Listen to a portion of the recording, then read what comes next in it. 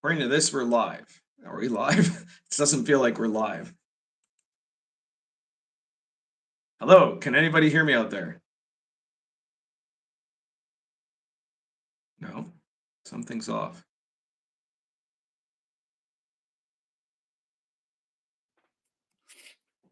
Oh, it says yes. Okay, so what? Oh no, there we go. Now I think it's working. Okay, yes.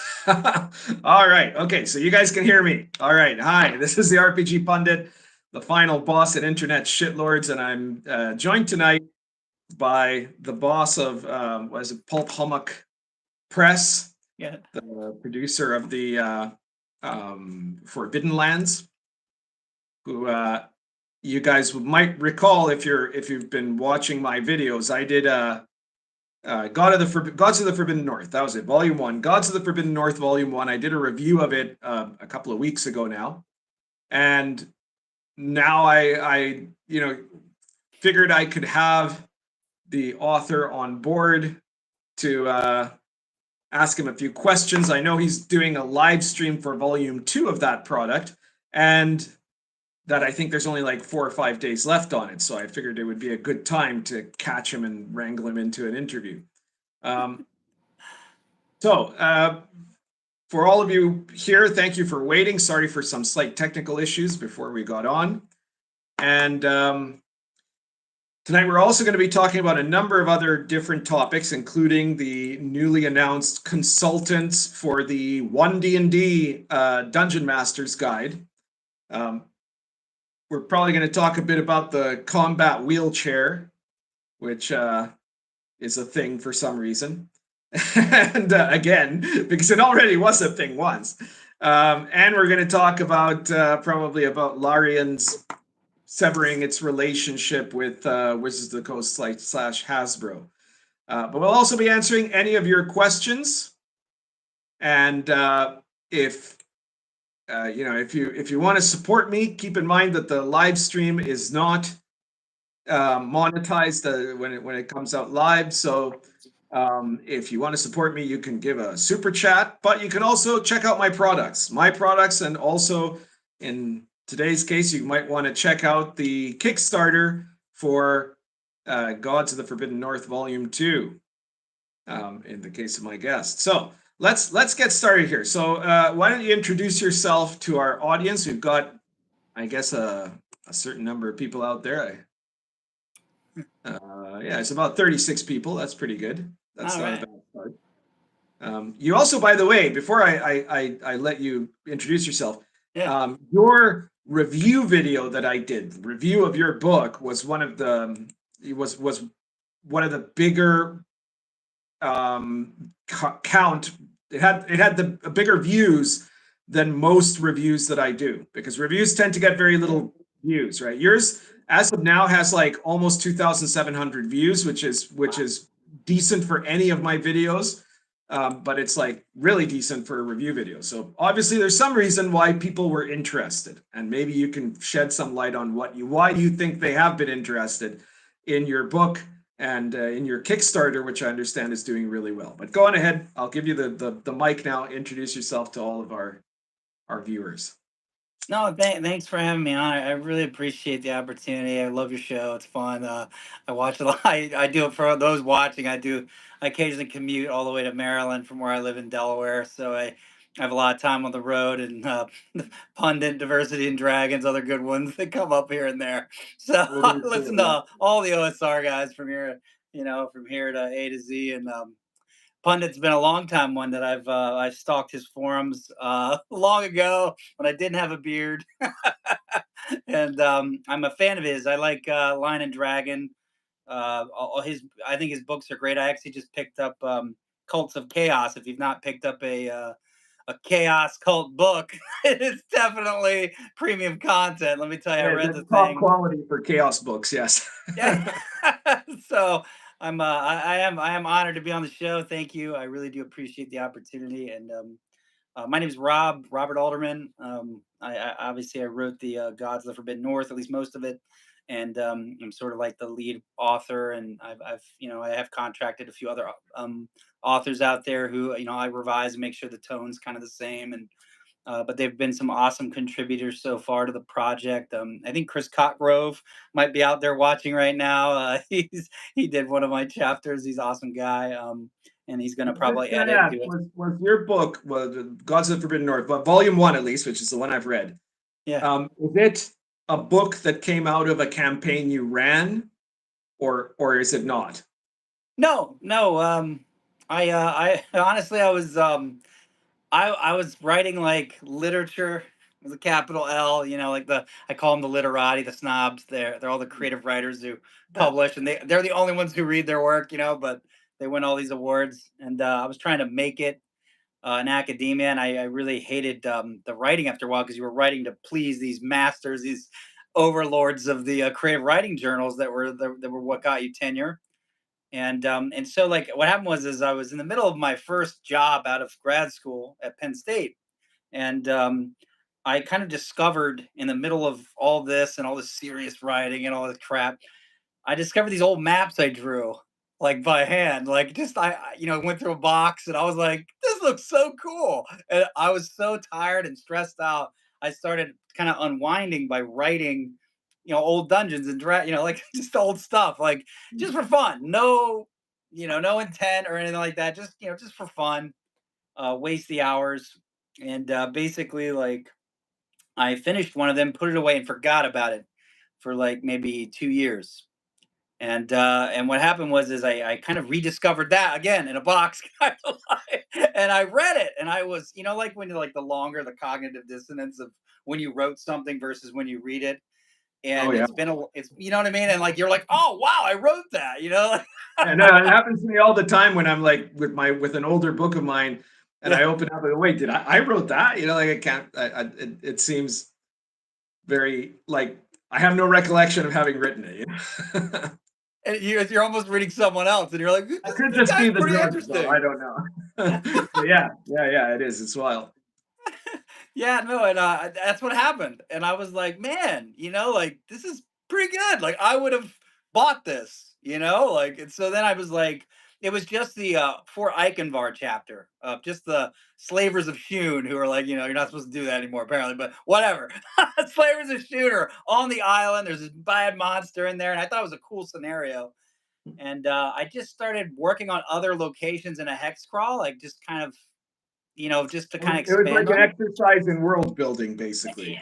Kind of, yeah. And then what happened was is at some point someone else read it and said kind of what I had thought when I read it. Hey, you should do something with this. And then, eventually at some point it finally happened. So I decided to kickstart it, and let's see what happens. And then I did really well. So here I am.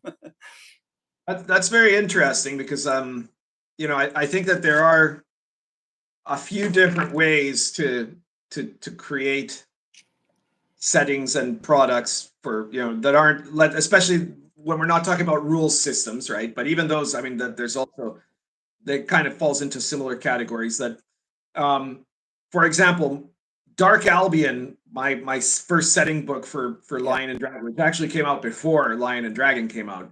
Yeah. Was a setting that was based on a campaign that I ran for like 6 years. Oh, really?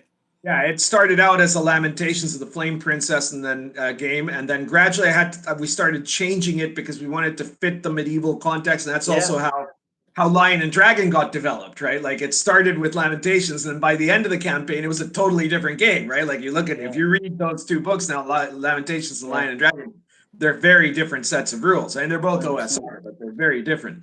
And so all of those were kind of a product of organic play, right? And in fact, every book I've ever used, I've played in some way, but some of them I played were something I played from before. Like, same thing with World of the Last Sun, right? That was that's my DCC campaign that I've been running for 11 years, right? But then others are things that I come up with the idea first, and I kind of create the world, and then I play it and I publish it. But what I've published is what I've already come up with, right? Yeah. It's like so Sword and Caravan was like that, and the Invisible College was like that. that I came up with the idea I should write a book about this, and then I made the book. And as I made the book, as I was making the book, I was running the campaign at the same time. But I think that still works, and the concept of world building still works. So you can have in other words, you can have a product, and I think that the really good products are one of two categories, right? And the best one is one that is a product of something that has come out of your actual plays, out of your campaign. But you have to be a good writer. The problem a lot of people have is that they run this really great, wonderful Greyhawk campaign or whatever. They decide they want to make an RPG out of it, but they don't actually know how to make an RPG, right? You have to have the skills, right? Or they don't know how to write, and so they don't have the the literary capacity. And then the other one is that you start with an exercise in world building, and it turns into a product, and that can be good. It can be really bad, but it can also be quite good, right? The worst is when you're not doing either, and when you're just inventing a plot in your head or something like that, and then you're not really doing world building or running a campaign. You've just made up a story. Yeah, but anyway, so in your case, when did you actually run the Gods of the Forbidden North? Like, what was in volume 1? Did you play test it, or did you run a campaign of it, or how did you handle that? So kind of yes and no. Depends. Some things were written later, and then those things were play tested by. I had a few different groups that actually play tested some of my material for me and just gave me feedback. Honestly, though, like most of my stuff that I wrote was actually sort of based on my experiences running other people's products.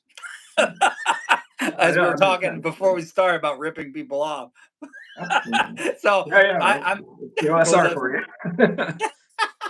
So like I'm a big hang on, let me tell you something, and the audience I hope will appreciate this too. That sure. I've been having a debate. For those of you who follow me on X, would have probably seen this just today.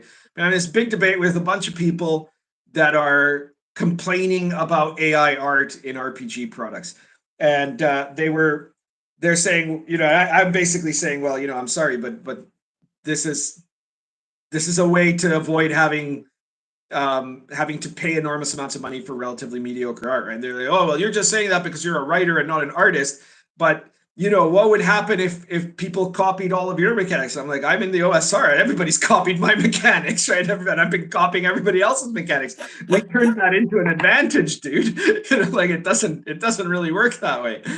Anyway, sorry. But okay, so you've had a group of play testers, and you've run parts of the thing, and now did you volume 1, did you put that out as a Kickstarter, or did you put that out just on drive-through or something like that? It was a Kickstarter. Yeah. How much did volume 1 raise? 35.7 thousand. Or So excuse me, 34.7. And before that, did you have any prior experience in writing RPGs, or was that like your first jump? So how did you get that's a very interesting thing, because of course there are a lot of people that are like, yeah, I'm gonna try to make a game or something. I'm gonna do a Kickstarter.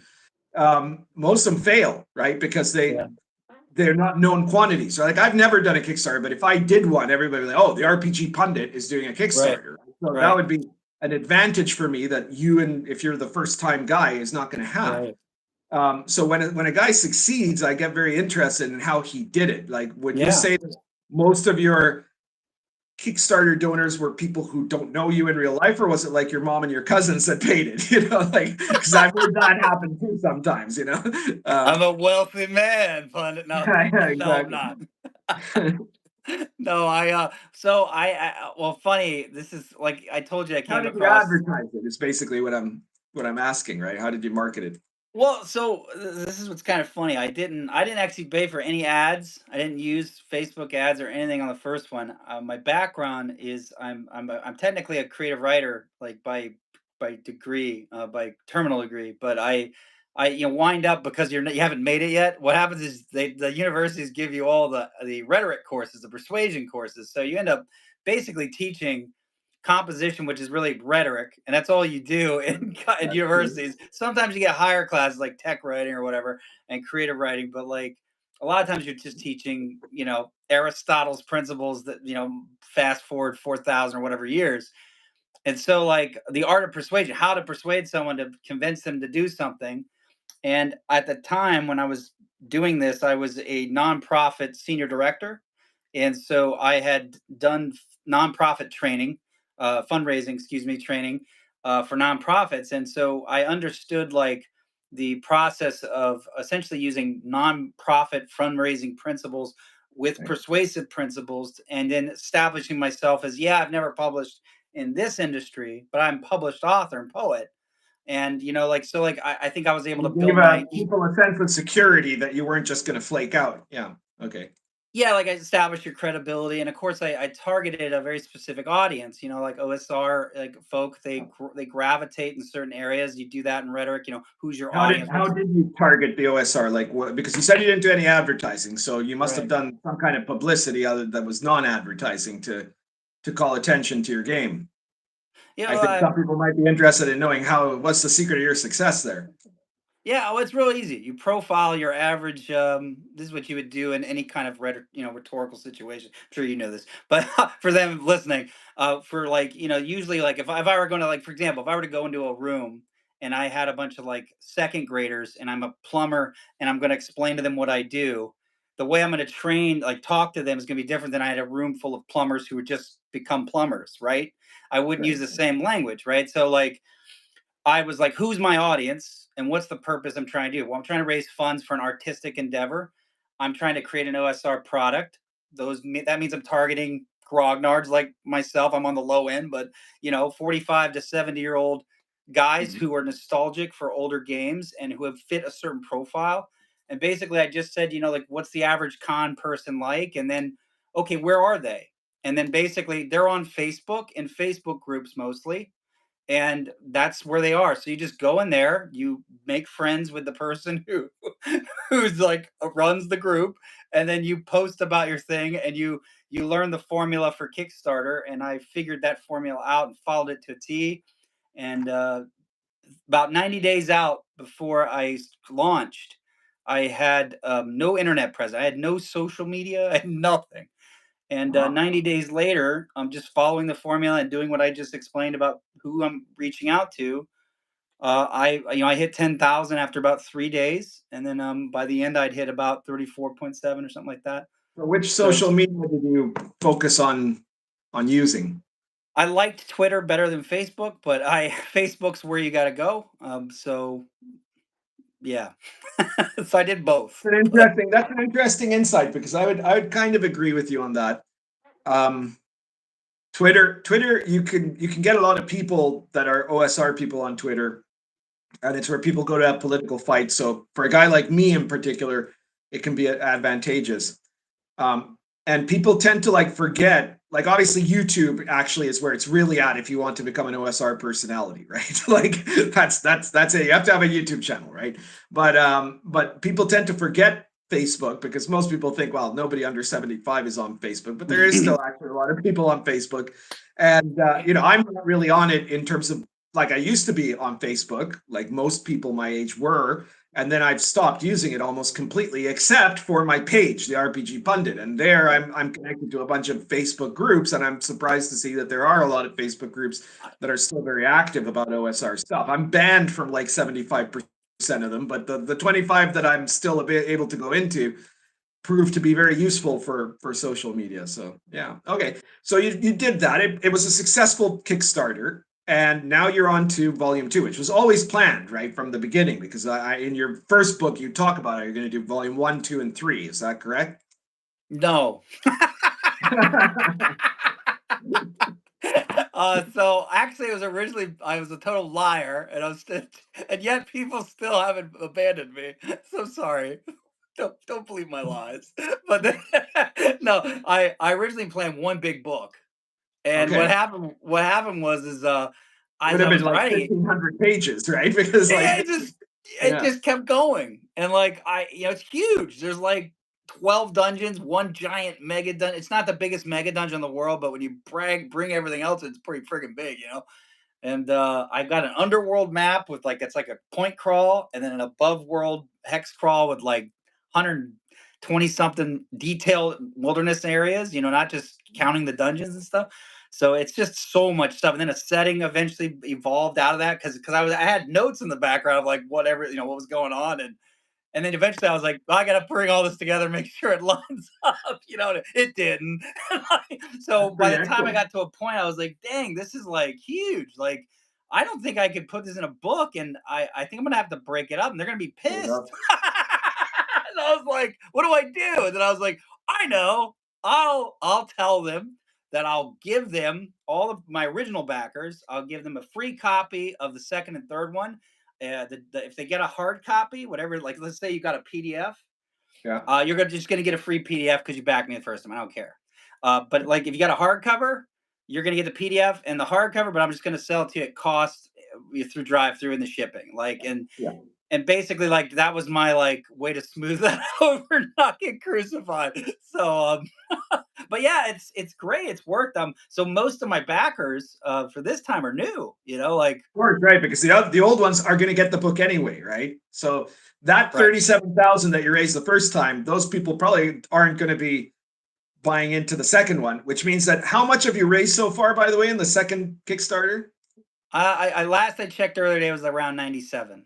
$97,000. That's triple pretty much what the first one they were getting there anyway. Yeah. That's really impressive. And you've got another Thank you. 4 days to go, is that right?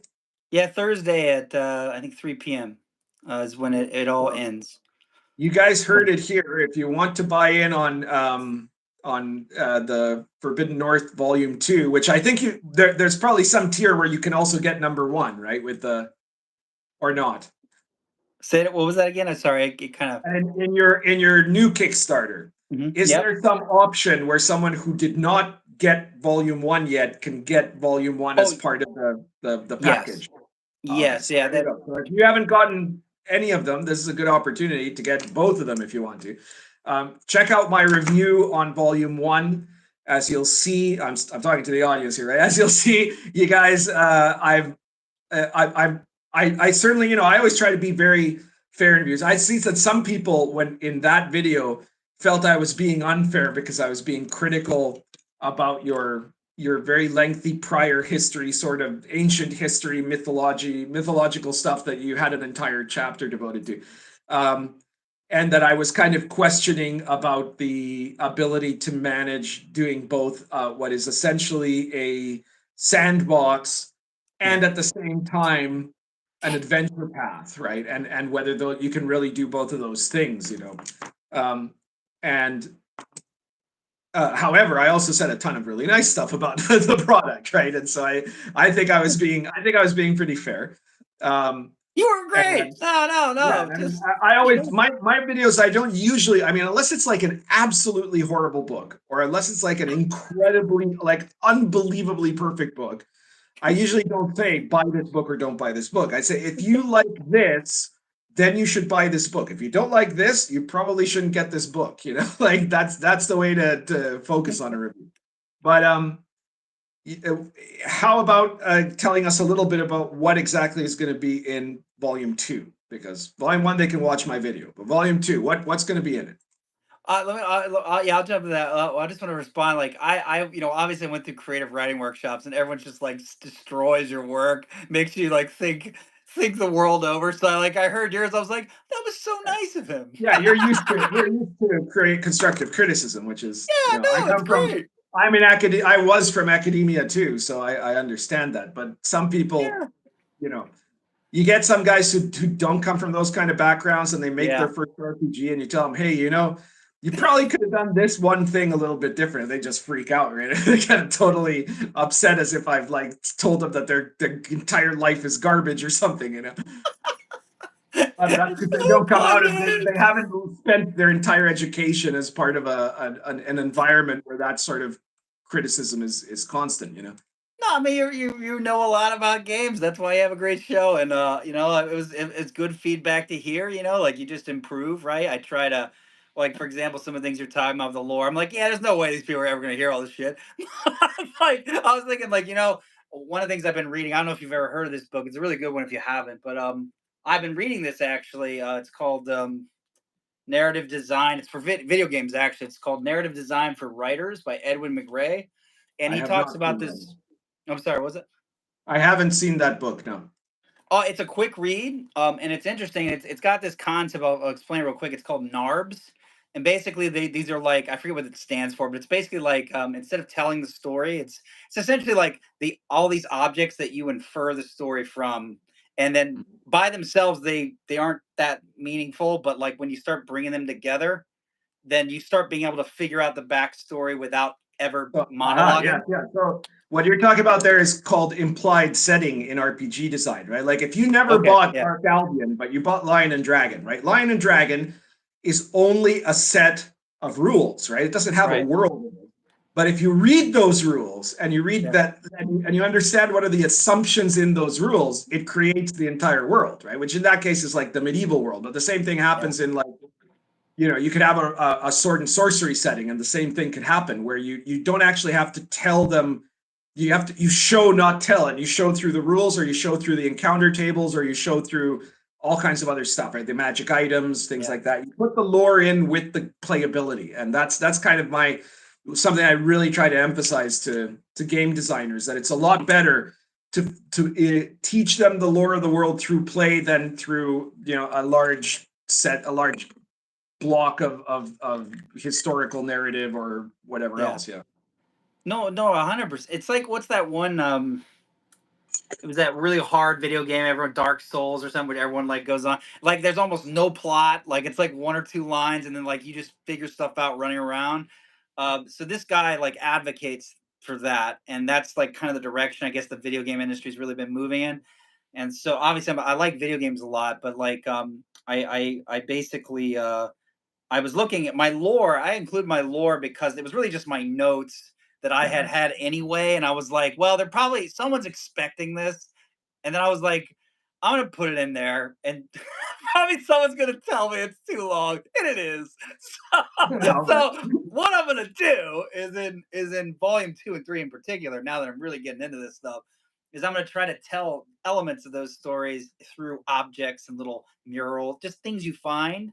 But is that nothing gonna be explained there or anything like that? It's just and like you put this with that, and just like the video games, and I'm trying to practice that. So it's a practicing skill, and I probably didn't do it as well in volume 1 as I'm going to do hopefully in 2 and 3. it's a So learning curve, that's right? I mean, every game I write, the next one is a little bit better than the previous one. So, I came from fiction land where you control everything, so I was trying really hard to break from that. So it sounds like I did some ways, but not in every way. So like you said, you learn, so and you move on, you hopefully get better. So, but I really I do really, on appreciate the the other hand, real. I really liked the setting you had on the cultures of the North, right? Because that's all stuff that's super playable, and that's really important for a DM to be able to understand and to present it in certain ways. Yeah.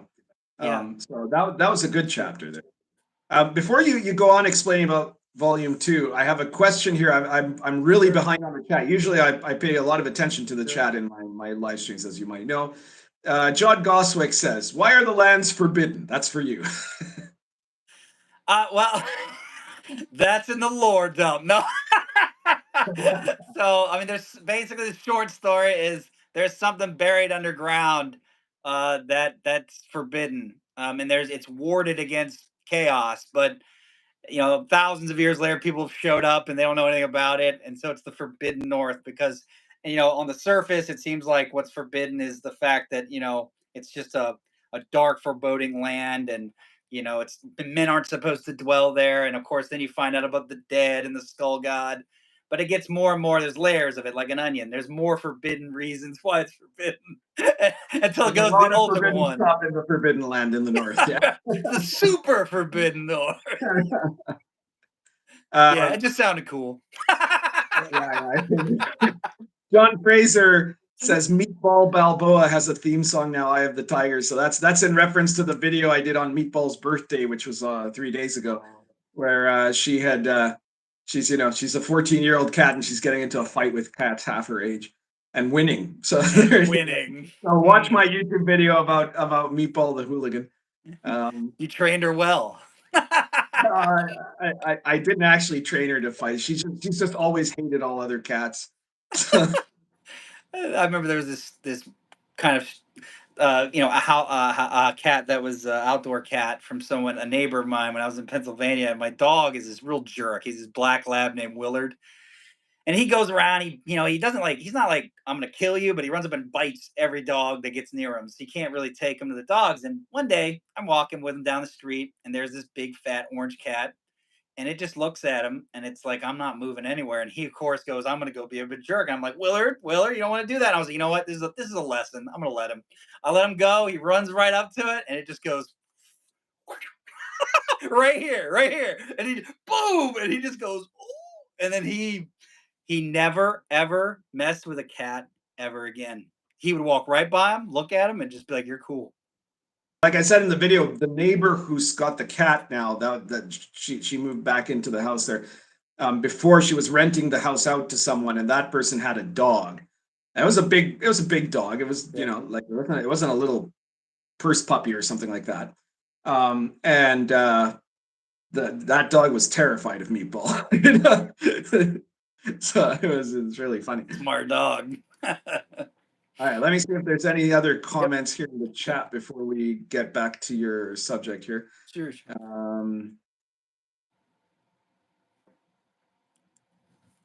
Martin Bowman says, the first volume contains 790,912 XP total in monster and treasures divided between a party of 7 heroes. They're earned, and in each individual character, 112,987. If they beat everything in your book, apparently. Yep. I thought that was very interesting how you included all the XP values and stuff like that at the back.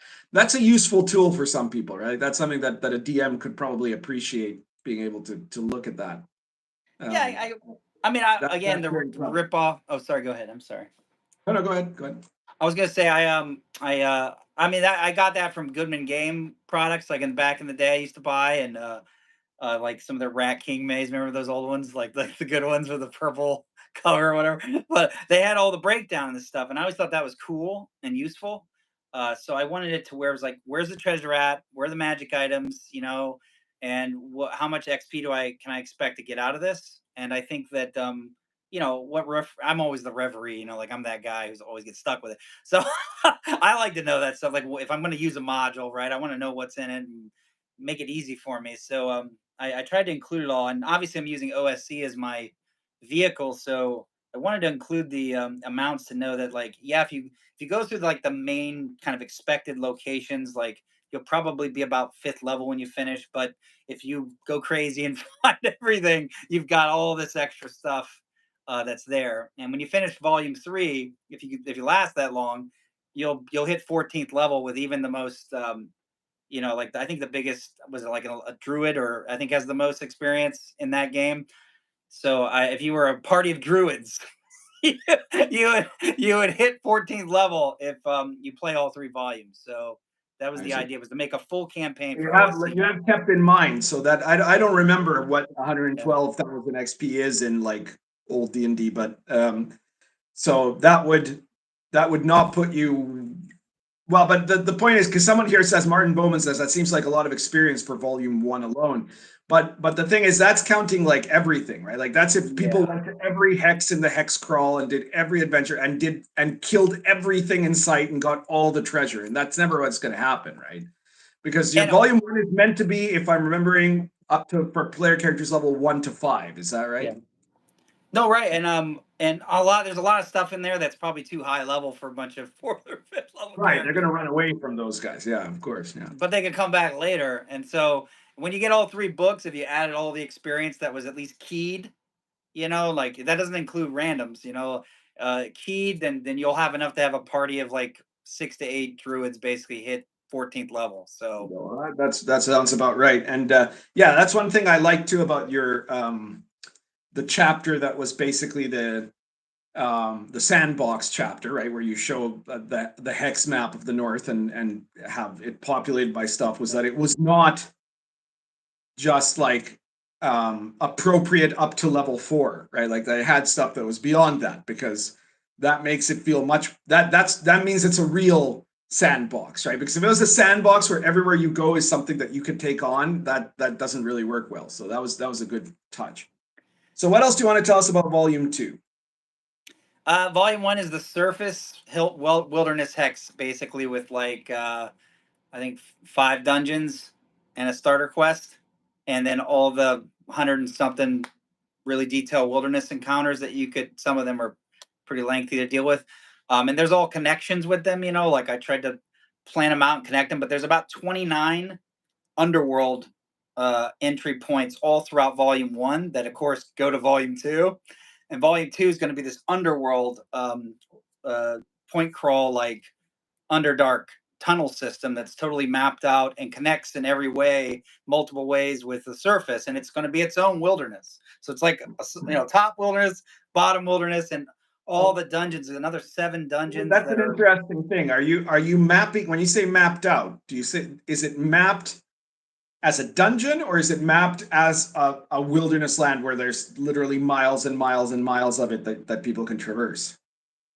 More like a larger hex crawl underground per se. Like it's not at that 5-foot scale or anything, but it's got, there's a product I kind of modeled it after, again to rip off people. Vault of Larien by Necromancer Games, one of my favorite little modules. Right. It's basically got this place called the Quail Valley, and it's got a little surface. It's small, and then it's got this underworld map that goes right underneath it. And there's 2 maps and they connect. And I always thought that was so cool. Yeah, they stack. Okay. And so you did that. You're doing that basically. That's good. Yeah, and you can go up and down, left and right, whatever you want to do. And so I some of the, like, there's a couple dungeons that are actually on the surface that I didn't describe in Volume 1 because you can only get to them like Zelda or something, going down and then going up. Like, you remember those games like in Doom or whatever, you'd see something like, I can't get to the blue door, and you'd be pissed, and then you come back 30 minutes later and finally get into that. I wanted to recreate 90s gaming. Some of that feel. Yeah. Basically, it raised me. That maybe Comedy Central, I don't know. Albinoni, sorry to hear about your cat who got killed by 2 pit bulls, apparently. That's very sad. But she went out fighting. I'm sure Meatball would like to go out that way, except that she's actually never taken on anyone that could take her, I think. So pit bulls would be a different story, I think. Yeah. I had two neighbors who had a pit bull, and they would always get out. And you're like, okay, look. There's some people I know are real big pro pit bull people, and they just like go on about it. It's like, all right, that's fine, but you know what? Everyone's scared of them, so frickin' keep them on a leash. You know what I'm saying? Really? Irresponsible pet owners, I guess. Yeah, right. It wanders into my backyard, looks at me in the middle of the night, and growls. I'm like, what the hell? I'm gonna shoot that dog if you don't get it out of me. But anyway. I felt in Volume 1 that the hex crawl was really good, but I'm not a big fan of adventure paths or those kind of plotted adventures. But the individual dungeons that were part of the adventure path were also very good. Thank you. And so I'm guessing you're going to have more of that sort of thing in Volume 2. Are you going to have anything in Volume 2 that is different from what's in Volume 1, like some other feature? Or is it just a lot more of the same thing? No, I mean, I don't want, I don't want to recreate just dungeon after dungeon after dungeon. It's the same thing. So like obviously I had a different couple types of dungeons that you kind of explore in the first one. The second one, there's like going to be a death trap dungeon, like it's optional, but it's like if you can get your way there and puzzle your way through it, it's like the hidden level in Link or something, Zelda. I'm gonna have one that is like actually has a lot of like social RP kind of like dealing with the factions and such that are there. It'll have like, it's not going to be like scripted like an adventure path, but it's going to have like like it's going to kind of help the DM not to think too hard so they can figure out what to do. Yeah, no, and let's see, I've got what are some of the other dungeons? I mean, some of them are like one's like a riff off of like Half-Life. Like like, remember that? You ever play Half-Life? No, I don't play any video games, actually. Never? I mean, Okay. Well, when I was younger, obviously, yes, right? Like I played all the video games as a kid, right? We're talking about the 80s, right? And I played a lot of NetHack, right? Which is basically a D&D dungeon in a game, right? And But that's basically it. You know, when I got older, I basically stopped. Like I'm a really weird nerd, if you could call it that, because um, I don't do almost any of the nerd things. Right? I don't collect action figures. I don't. I read comic books until my early 20s, and they started to suck, and then I just kind of stopped. You know. And I've never been a big video. I've never been into video games. I've never been into anime. You know, I mean, like I watched Robotech as a kid. I like that, but I Yeah, don't. yeah. And Macross, right? And some of the classics. I watched Akira, right? But I've never. I don't watch any anime today or read manga or any of that. You know, so you know, RPGs in some way are the only really nerdy thing I do. You know, which is a bit unusual. I watch a lot of science fiction shows and stuff like that on TV, but yeah, I'm unusual in that sense. Well, a lot of my inspiration for a lot of this stuff is stuff that impacted me. Like this book to me has been like these books are like a to me they're like kind of a labor of love. Like there's just sort of like a like I quote Skeletor from Masters of the Universe. Like I know everyone's like it's horrible, but it's like my favorite movie of all time. Like so I just like Balor is like a total Skeletor. Like like so everything's been inspired by puzzles I faced from like games that are really memorable to me, That's modules good that I though. I mean yeah. that's a really useful thing to do, right? Like Right. a lot of people think, no, you've got to like invent this totally original thing, but actually the stuff that works is working out of archetypes, right? Like Skeletor wasn't something that came out of nothing either, right? Like he's an archetype of a type of villain, you know, and Yeah. if you don't tap into those, your product is going to be lesser for it. If, you know, like usually there's very little I think that most people can come up with apart from like you got rare geniuses that do stuff, Yeah. but for the most part, you you're much better off being able to give a new twist on an existing thing that's part of the cultural zeitgeist than to just make something up on your own. Yeah. No, no, totally. I totally feel you there. Like always harkening back to, given that artistic depth that you don't, just a little touch of something and it suggests something. And, you don't have to preach at somebody to tell them like what, they automatically tap into that archetype and now they access it the way they want to and they draw from it what they want to. And I think that makes something literature, right? Like something that can continue speaking to one generation, next one person, and the next, and makes Yeah. it so fascinating.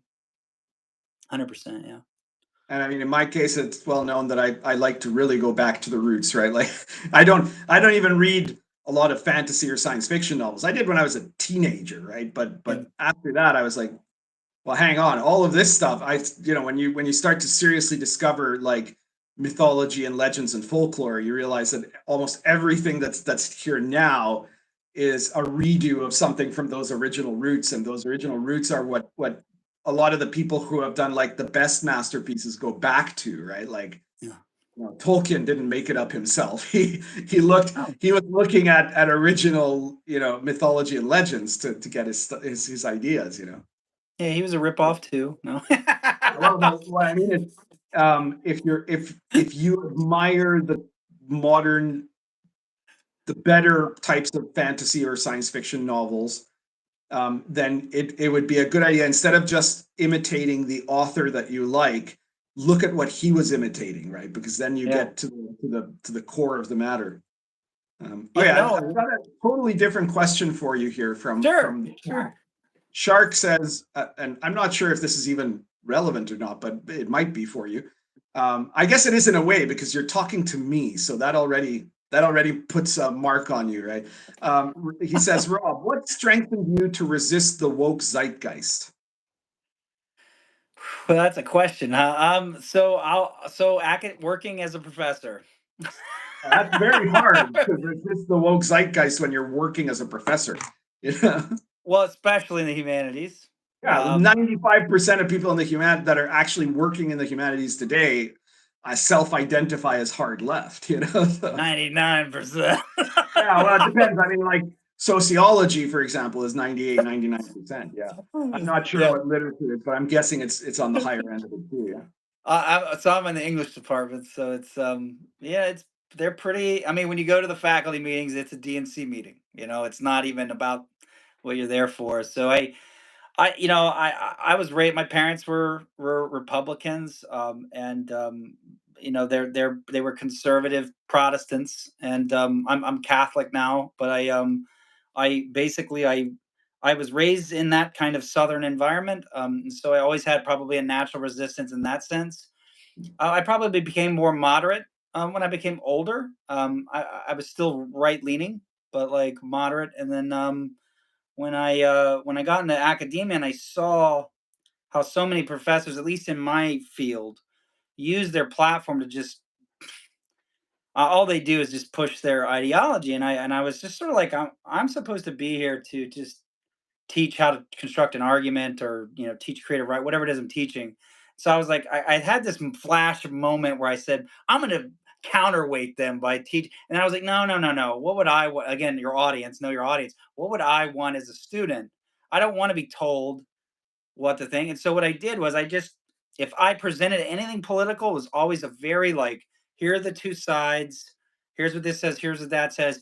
In terms of this guy reaching to his audience, that girl reaching to her audience, were these effective or not? And I would like both would be either effective or both would not be effective. So it wouldn't look like I was favoring.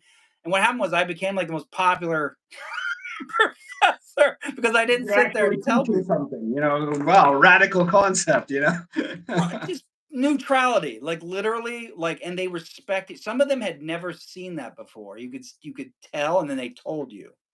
And hearing that they had come up in that, and then gotten that from their other professors, at least in this field, not every field's like that, but like, yeah, so it just and so that's what I did. And then I stopped going to meetings. I just never went, and I just did what, and I basically never saw anyone. I just saw my admin person lady was the one who gave me my classes, so I didn't have to really talk. And usually when people walked up to you who were your professor friends, they wouldn't even, in my field, they wouldn't even think that you were even remotely different from them in that political ideology. So they just go, "Oh, who are you? Are you Hillary or Bernie? Feeling the burn?" Like they don't even. There's no, yeah, and you just go, "I haven't made my mind up, but that Bernie, he's something." Yeah, yeah. Well, And like, I left academia in the early 2000s, very early 2000s, right? So, yeah. but even back then, it was already pretty much like that. Even and I was from Alberta, which is the most conservative part of Canada. But even there, it was super. The universities were already very leftist, and now it's just unbelievable. But it's fortunate that you're somewhere where you've been able to like to do that, to kind of drop out of the political side of it, and not, because I'm sure there's some schools where that wouldn't even be possible, right? Where you'd be No. censured just for not participating. Oh, I mean, all of them. At least in my field, like if someone found this, Yeah, well, watch out. I I've don't taken know. a huge risk. Even Yeah, saying like they would never even hire me. I'm not kidding. Like they would immediately get rid of me. I mean, you hear about like some of the I mean like tenured professors that like the Jordan Peterson type characters who like they get like they learn they're tenured. They're not supposed to be able to give, and then somehow they get rid of them, or really damage their ability to do their yeah, job to where they just have to withdraw. And you're like, man, these people don't play nice. Like I respect them. absolutely. I mean, I don't hate somebody if they disagree with me. I don't, I'm just I'm more concerned with, it's probably why I'm a professor. I'm more concerned with like, why do you think what you think? I'm interested to know. Like I want to hear it. Like you came to that conclusion for some reason, right? Like, and that's it. And this okay, and we toast our beer or coffee or whatever and just keep going. Yeah. Nobody does that anymore, you know?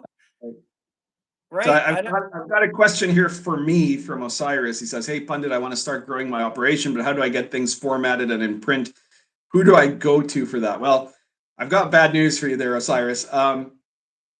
Unless you're the RPG pundit, you're probably going to have to learn how to self-publish. Like you have to be a pretty big name to get someone else to publish you. So your most likely shot is going to be to figure out how to do it for yourself, because usually, small print like indie publishers, they're working on the kind of margins where they're not going to be doing stuff for other people. As a rule, you know, you might get lucky in some areas. You know, like I know that, for example, well, James Raggy for Lamentations, if you want to make a Lamentations-based product, he'll look at what you've got, and if he likes it, he'll publish it, right? And the Red Room has published some people that is not that are other than themselves, right? But for the most part, this is a self-publishing business, right? I've never had to do that, thank God, because I'd be terrible at all of that stuff. And I forgot to mention at the start. I was going to mention at the start of the live stream, but in case you guys haven't seen my tweet about it, I have now received the semi-final PDF of Baptism of Fire, and I'm in the process of doing the final proofreading check on it. And as soon as that's done, it's going to go to Drive Through RPG for the print proof. And it is spectacular, you know. So Mad Scribe Games is doing a fantastic job of the quality. If you guys have seen, you know, like Heroes and Villains of the Silk Road or Sword and Caravan, or Wilderlands, or what's that other one? Here it is, Social Encounters. You know the quality of his publishing, and it's just fantastic. The book is going to look amazing, and I might go more into that later in the live stream.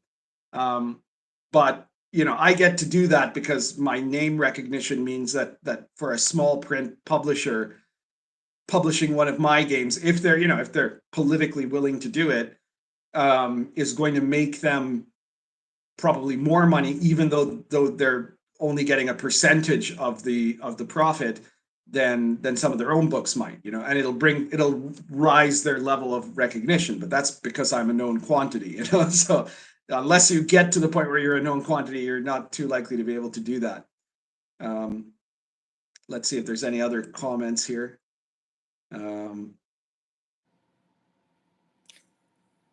Corey Simrock says mythopoetics are so missing from our culture, you don't even have to try to twist them very much to turn on a whole group of people onto them. Yeah, that's right. I mean, that's part of the success of a lot of my products, right? All of the medieval authentic stuff. Let's see what else.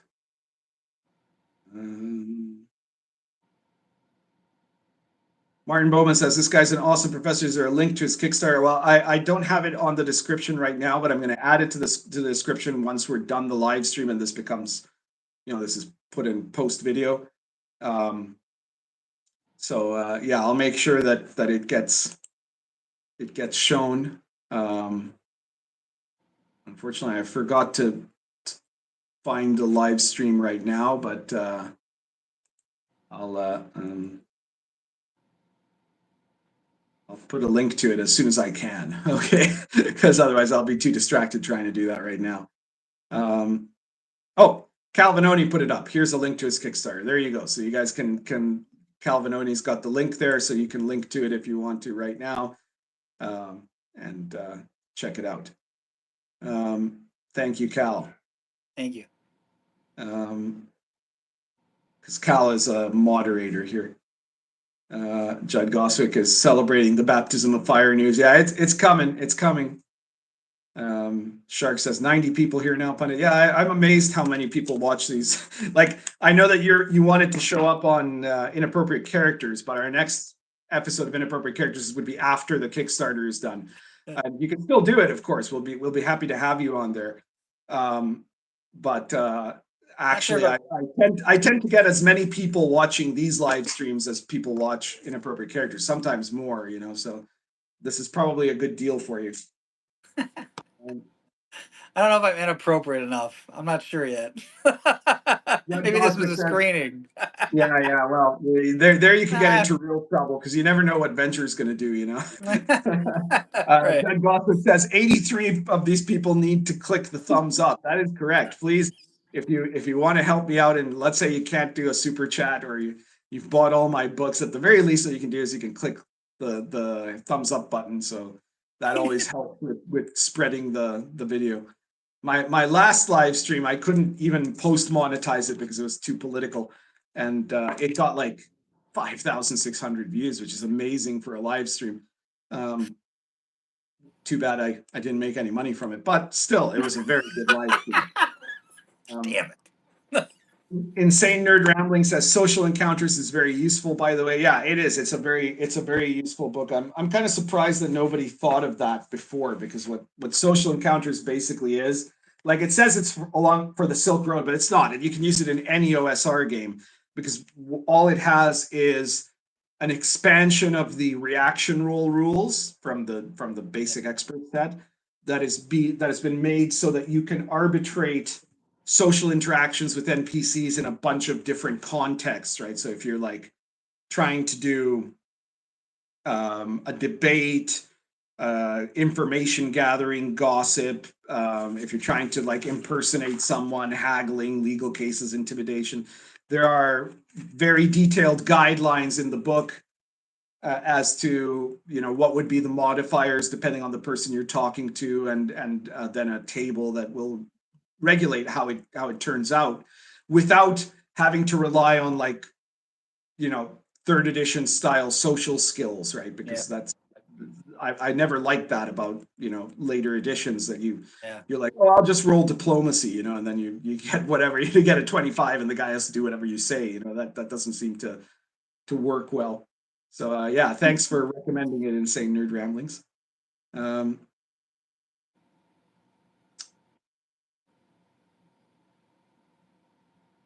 Matias Ivan Mortara Silva says the books have really high levels of historic information. I can guarantee the information is really authentic.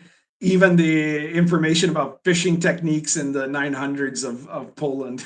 Yeah, well, that's from, actually, that's not in Baptism of Fire per se, but in our he's playing in my Baptism of Fire campaign, and at one point the player characters had an idea to try to use fishing nets to catch a magical bird, and but they weren't on the coastline. They were by a river, and I had to quickly figure out, like, how did people fish in Poland in the 10th century, right? And in rivers, they didn't really use nets. You know, they used like either fishing poles, or they would dig out an area that would create a shallow level of water, and then that would basically trap the fish, and they would catch it that way, right? Wow. So fishing nets were only done along like coastal regions, like on the Baltic Sea.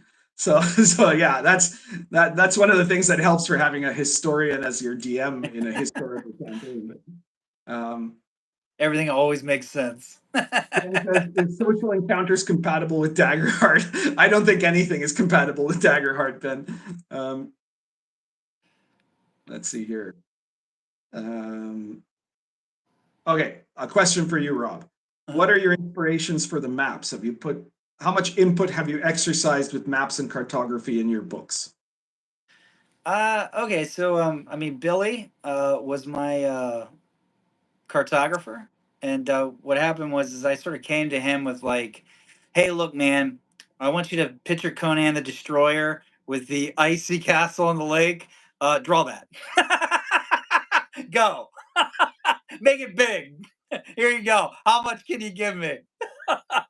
And I would occasionally come in, and he would show me progress, a draft. And I did this with all my artists, actually. Like, the process I have was never like, I tried to make it where I actually didn't tell them a lot. If I had to, of course, I would, but I tried to say, like, here's this, and how do you see this go?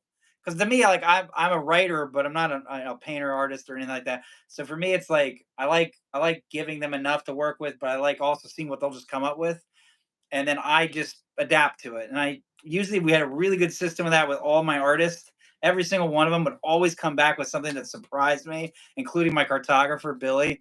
And I worked with him the longest, probably about 3 or 4 years before I even did the Kickstarter. I was just doing this on my pocket originally. I wasn't actually going to kickstart it. I was just going to do it out of my pocket just whenever it was ready. Kind of like what's his name did, Arden Vool, I think. He just popped out of nowhere. Here you go, huge dungeon.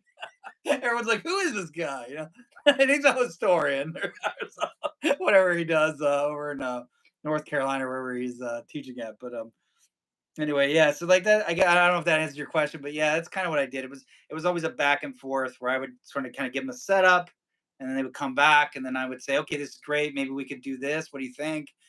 And it was very collaborative, and it was a joy. Like I really enjoyed working with all the artists in that way. Like at one point, I had two different artists trying to draw Balor, the Skull God, and one of them insisted on waiting for the other one to finish so he could make it the same. And I kind of wanted them to do their own thing, just like why not? But these people were like, no, no, it's better that they look the same. So I guess I lost that battle, but. So Cal Vanoni says we are in a glorious age for indie game people. Yeah, absolutely. Yeah, this is a really good time to be buying indie games and to be writing them. Martin Bowman says the art in Gods of the Forbidden North Volume 1 looks great. Thank you. Am I correct that it's all that you're not using AI art in it at all, or do you No, have some? no. No, I paid all the artists what they asked for, and we didn't even negotiate. I always gave them exactly what they wanted. That was a big thing for me. That's why I spent so much on the first book. That's got to be really expensive for the amount of art that you have in there. Yeah, no, I'm just this Kickstarter. I'm finally getting out of the hole, like right on the dime from what it's looking like.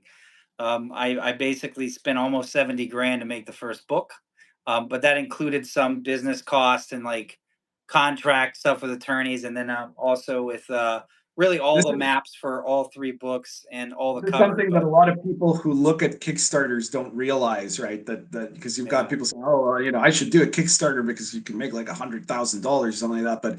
But a lot of times the costs end up devouring that, right? Like, so I know that there's a lot of Kickstarters that like there are some that famously made hundreds of thousands of dollars, and the person who did them had to declare bankruptcy, because they didn't calculate what the cost would be like. yeah, And no, so, that's one of the reasons I've never bothered to do a Kickstarter, because I just put out my products, I put them for sale, and then it's from there, it's all profit. Um, but yeah, I think yeah, it's my projection is I'll probably end somewhere between 115 and 120, and out of that I'll probably have about 38 to like 42 that's mine, but I'm actually about in the hole about 43. So so there you go. So maybe by the time you hey, get to volume 3, you might actually make some money, right? 100% right. So, That's how it goes for a lot of people in the Kickstarter business. yeah. Um, So I'm Shark very says grateful. writing in Gods of the Forbidden North looks strong, evocative, and inspiring. Thank Um, you. so yeah, there we go. So is there anything else you want to tell us about Gods of the Forbidden North or Volume 2 or anything else before we go on to other topics? There's so much. Trying to think what I could say that's kind of. I mean, for those of you that don't know, I guess, I'm going to assume you haven't seen the review yet, but you probably have. But basically, imagine if a Roman Empire, a Romanesque empire, kind of like at the border of the wall, like all the way in the west of Europe, but instead of that, it's the Inuit, and they're in the Arctic. That's kind of what. And then the Roman Empire collapses, and that Roman fortification is left there as its own thing. That's basically what the setting is. So it's not Vikings, it's not Nordmen. It's different. It's got its own kind of feel to it. And the second book is just like really when you finish the second book, which I'm telling everyone's going to be out by December, the digital form, but I'm actually shooting for like August. I'm trying to get it done so I can kickstart 3 in October. That's my goal. But I'm telling everyone it's going to take longer just in case because everything goes wrong at some point. But I think with the second one, once you have that, you're going to have enough material to go all the way to 9th, 10th level without exploring every hole. Like this is just through the kind of expected path, if you will.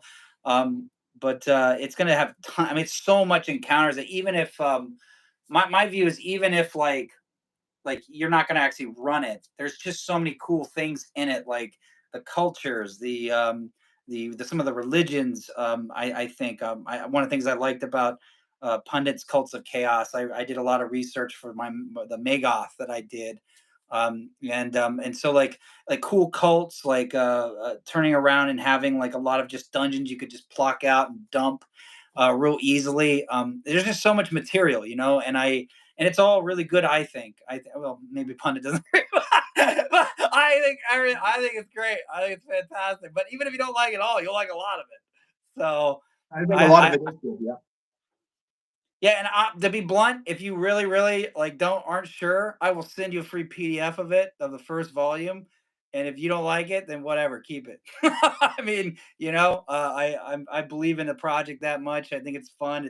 It basically has so many elements drawn from my own childhood. That I used to grow up watching. From Star Wars to I mean, just all that stuff. Like it's just in there, and I'm just sort of a child of the '80s and '90s. So. Got a $5 super chat from Bruce Maximus. Thank you, Bruce. That's the first super chat of the night. And remember, your super chats keep Meatball in tuna, so be sure to to donate liberally. Um, Bruce says, asking you, Rob, what drew you to the Nordic aesthetic and themes as opposed to, say, Arthurian or Celtic motifs? It was just an accident. To be blunt, I started with like I said, piecemeal, and I was just doing this with this one little area, and then that turned into, well, who are these guys and where do they come from? And well, maybe they came from here, and then eventually that turned into this, and then I developed that, and then eventually it just well, I really wanted Romans. I love Romans. I love Roman Empire. I think it's so cool. And I feel a lot of people agree with me, and I wanted to work them into it, but then I was like, I don't want to have something that's like on the nose of something that actually happened. I certainly want to be inspired by things that really happened. So I was like, you know what? I'm gonna like, what if I took the Romans and planted them somewhere else that I don't really see a lot of? And I started thinking of what other cultures that interested me. And I had just done a trip to Alaska for the first time. I'd never been there, and I spent like almost a week there. And it was just a totally different world for me. Like I thought it was such a cool state. And when you start really getting into like who's there and like some of the things that I saw and the people I met, I started like really getting interested in like the Inuit and Scandinavian type peoples, which I really didn't admittedly know a lot about. Totally didn't know a lot about at all, and I that interested me enough to start reading more and more and more about their mythology, about their way of life, and I just like the Romans. I thought they were really cool, like culture to look into, and you don't see a lot of. So I kind of committed the sin of like writing about someone you don't know anything about, but I was like, I'm gonna go learn it. It's fiction, so I'm gonna just play with it and see what happens. And I really like what I did. I think I did a good job. I think, but we'll see if the audience thinks the same over time. But that's kind of what happened. I played a lot of Skyrim and seen so many other Viking stuff that I just wanted to, I guess, change it slightly. Like Romans, you don't see as much of that in RPGs. I think I don't, at least off the top of my head from the books I bought, I don't see a lot of that. So those were two cultures I thought that were like kind of different, but I don't know. You see a lot of pseudo Romans in certain You settings, do? Okay.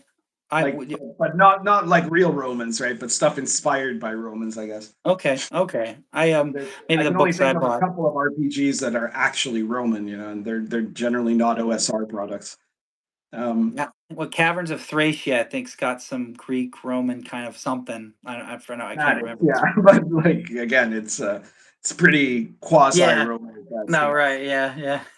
Uh, Don Pelayo says, from the name Forbidden North, I imagine a very hostile winter environment. Do you handle wilderness survival in the books? Yes, no, we have a weather system that I what happened was I ran You across have very meticulous in volume one. You have very meticulous tables to roll for weather conditions, which I found very interesting.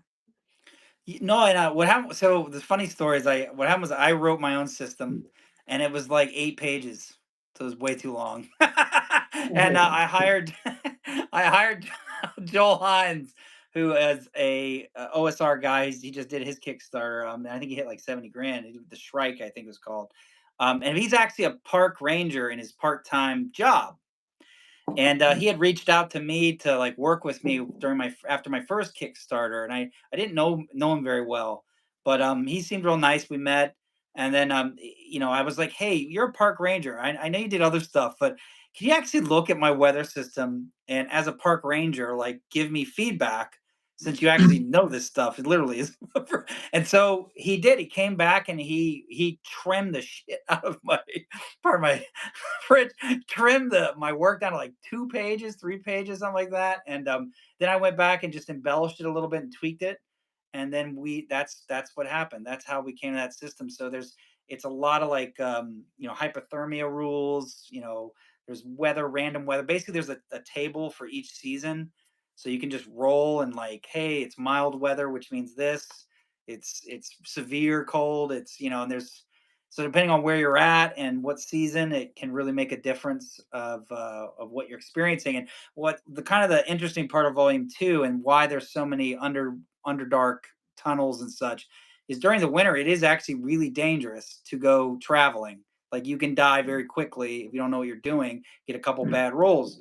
So if you can go underground, you don't deal with that anymore, but you deal with other stuff like the Shark Horde. So it's like that trading off of like, do I want to deal with this or do I want to deal with that? And people like that. So yeah, I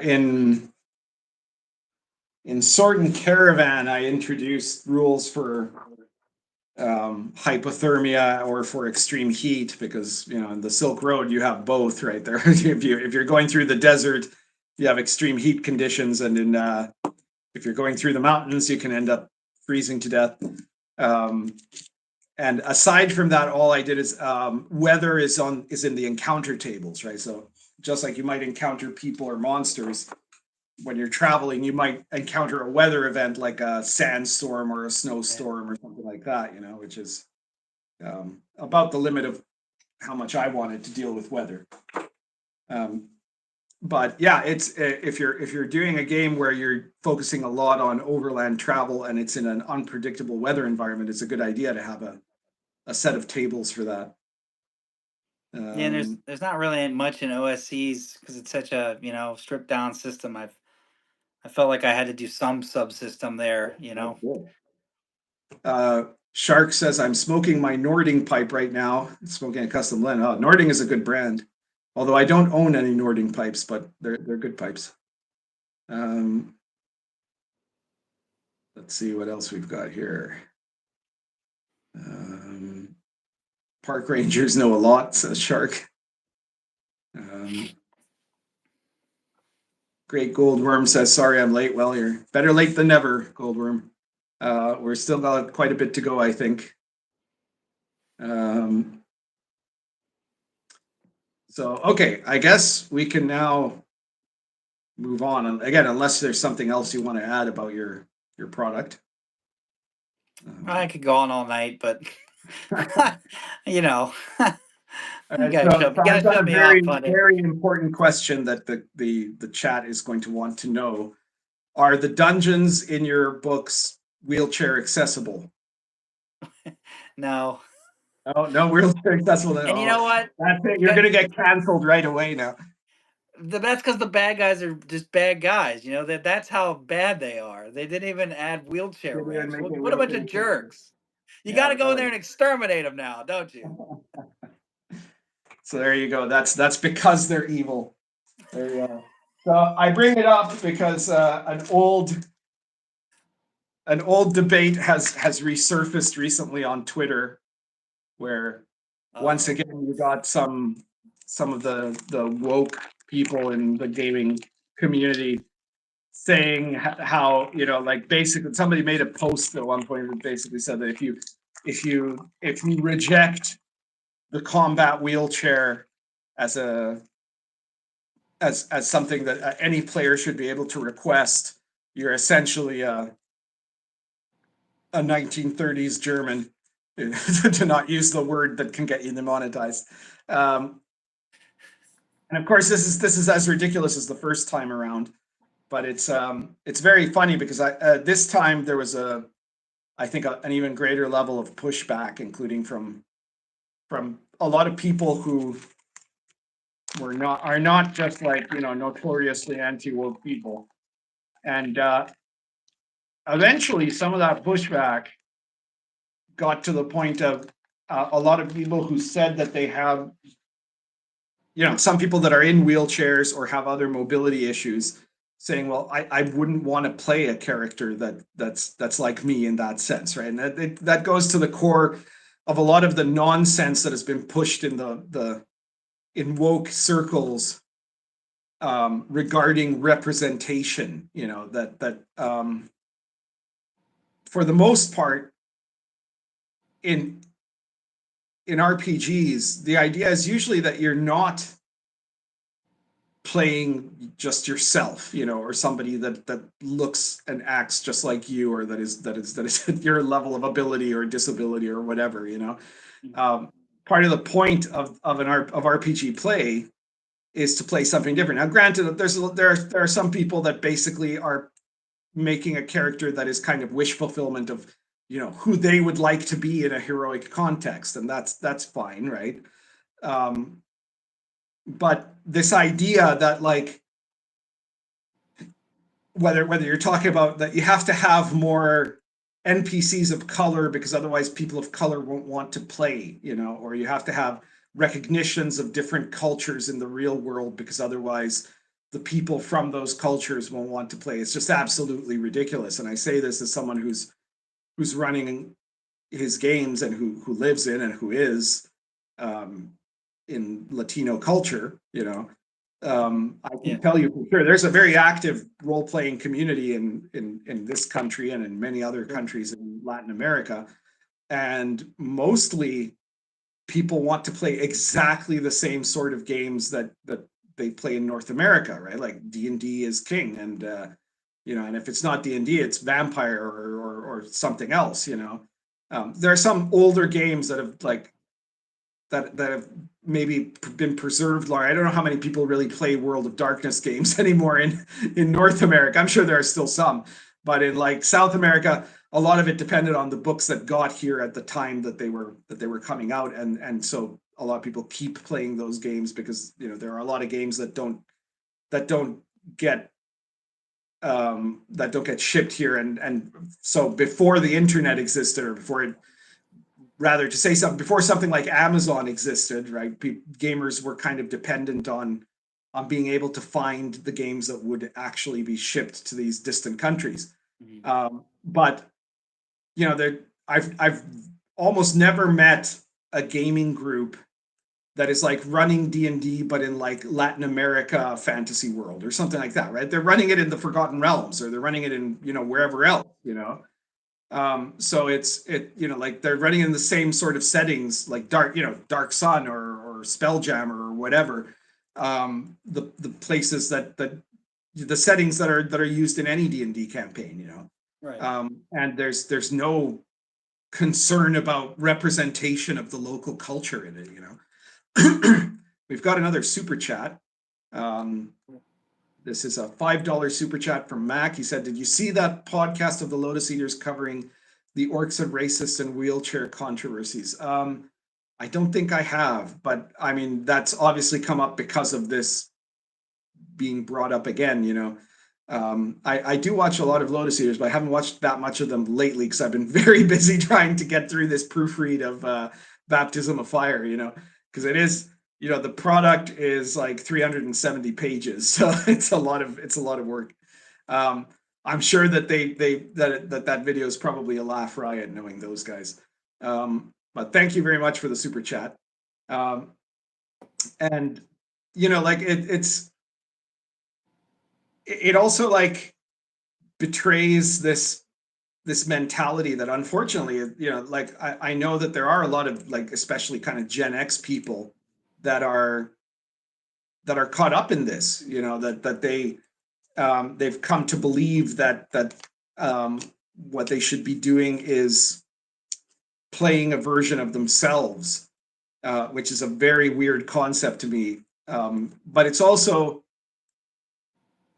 very tied to a feminizing concept, you could say, because if you know, there've been psychological studies of this. When you see children, little boys playing with action figures and little girls playing with Barbie dolls, right? And when little boys are playing with action figures and they're playing with, you know, He-Man or Batman or whatever, they're imagining themselves being Batman or being He-Man, right? When little girls play Barbies, they imagine the Barbies being themselves. So this idea that you have to be playing a version of yourself is something that's more natural apparently to female psychology than to male psychology, right? Because there's nobody telling these kids that they have to play it that way, but that's how they end up playing it, you know. But for the most part, I think gamers, including, you know, women gamers who have been around in the hobby for a very long time, understand that the point of the hobby is to or the point of role playing is to play a character that is at least in some ways different from yourself. And if it is in some ways a reflection of yourself, it's an idealized version of yourself, right? So you got all these people now that have reacted to these combat wheelchair quotes that were just like, you know, the ratio was enormous, which is very nice to see because it shows how much the kind of woke thing is being shattered now completely. Excuse me.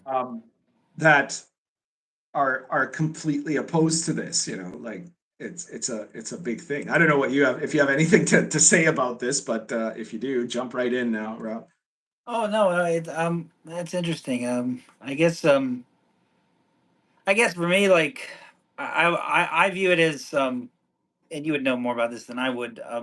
I've glanced back. Like, I know that there's some hit. Like, I don't know when the first wheelchair popped into existence historically. So like the first thing I think of is whatever setting you're running in whatever game. Does it first make sense? Like, does it Yeah. whatever you're trying to do, right? Like certainly the combat wheelchair makes no sense at all in a pre-industrial society, right? Well, like like certainly in a Lion and Dragon, absolutely. I think a lot of the fantasy settings, I would say, yeah. But could you see something like this maybe appearing in something like Eberron?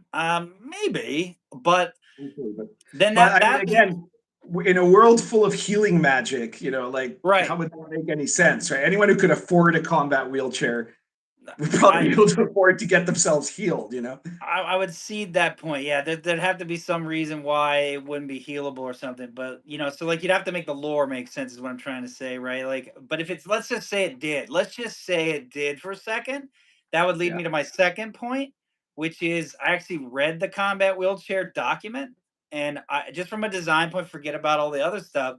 It's way overpowered. It's just Yeah. ridiculous. It's like Yeah, I mean, when the original came out, I made a video joking about how, yeah. like, you know, if you had a party full of power gamers, they'd all demand to have combat wheelchairs, right? Even if their characters weren't Oh, crippled, they would give you so many advantages, you know? It's just ridiculous. yeah. It's like an Iron Man suit, like it's like the thing was really like it was ridiculous, and it leveled up basically on its own, right? Upgrades and all this. So it was kind of like at that point it's like, okay, like let's just say that you could get away with this in the setting, like okay, if that actually criteria is met, now this thing's like a freaking like nuclear like it's like a +3 greater helm of striking fast and shooting flames and fly. I mean, like I could see like like the typical D&D setting, like a more modern games like 5e. You got like things like magic disc, right? And like those types of spells. Like you could see someone using that, like if like a wizard if he lost his legs or lost a leg. That makes sense, but it's not like the combat wheelchair the way it's designed, where it can, shoot rockets, do this, all this other stuff. It's just a disc, and you can dispel it, and he drops on the ground, right? So, like, I think of like Zato Ichi. You may know, are you a fan of Oh, Zato yeah, the Ichi? blind swordsman. Yeah, of course. Oh my god, I love that. I own all 28 billion of his movies. I love that character because like he's a great depiction to me of like how you would as a player would do a disabled character. Like he's lost his sight or never born with it. I think he lost it when he was a kid. And basically he's got to, what does he do to adapt? He doesn't have like the Iron Man suit of wheelchair awesomeness. He's got to freaking listen a lot better than everyone else, and he has to train probably a lot harder. And you Yeah. know what? He still has a disadvantage, and it's a big disadvantage, and it makes him run into funny things throughout the show. But then he's still a badass, and like I'm disabled, like technically. I'm disabled, not in a visible way. I've got like a learning disability and stuff in that sense. I wouldn't want to play, like, to kind of piggyback off your point. I wouldn't want to play a character with mine unless I was being humorous about it and poking fun of my own disability, if that makes sense.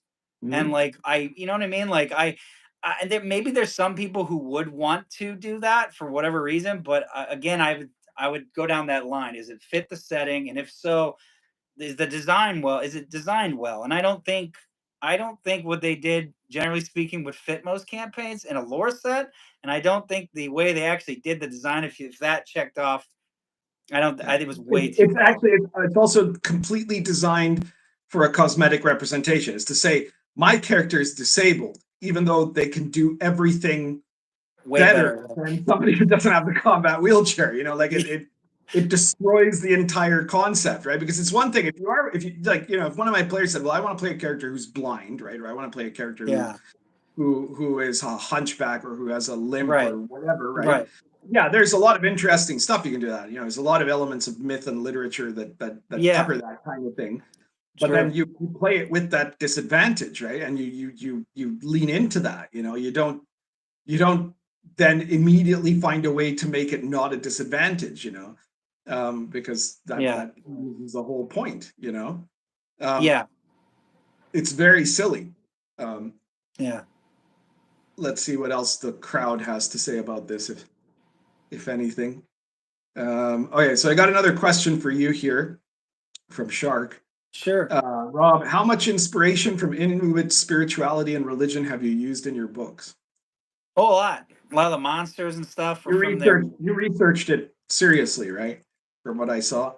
Yeah, I mean, I got the there's these 2 books you can get them online as a PDF, but they're basically like the language for the Inuit peoples. I'd have to look it up, and I don't have my computer open right now. But like, I got a language book, and then I got the second language book of the Russian sort of adjacent, sort of Scandinavian, you know, what the Yupik is the name of them, and it's been a little while since I read this stuff a couple years ago. But basically, they I focus mostly on the Inuit, but sometimes I would venture astray, go towards the Siberian tribal people, You got and I would try to find, like, you know, like, is there anything they did a little different? I would bring it in because, again, I wasn't trying to make an exact, you know, like I'm just gonna like exactly this, but I was taking a lot of them and trying to recreate a fictional kind of version of them. Like the Haitians are sort of a fictional version of the Romans, you know, and obviously they're not exactly the same. Like I tried to make it a little different, you know, but I didn't want to, like, you know, totally just straight up adjacent rip off any culture. But yeah, no, I looked at a lot of their mythology is and their religious beliefs were a sort of fear based, you know, survival based, essentially. Like, hey, you should be scared of this because you'll die. So I'm gonna make a monster there, and that's why you don't go there, little kid. You know, totally effective. And I love monsters from historical mythical cultures, right? Like in Sword and Caravan, I've got monsters that ranging from like Arabian, Persian, Turkic, Mongolian, and Chinese. You know, and some of them are just amazing because they're so much weirder typically than your standard fantasy monsters. There are some weird monsters in classic D&D, of course, but the weirdness here is it's kind of different because they seem like they're just outside of the modernist paradigm completely, you know, and to say nothing of Baptism of Fire, that's full of all the Slavic monsters, which are weird as fuck. You know, like some of them are really amazing, and it's great like when players in my game encounter those, like what they're like, and not always because of lethality either, but just sometimes just general weirdness. In my current Baptism of Fire campaign, the player characters we're chasing after a magical bird called the Zartok, which is this bird that it has got bright red plumage and that has a tail like a peacock, but it's like a bird of prey actually, and the tail feathers glow magically, and they have magical properties.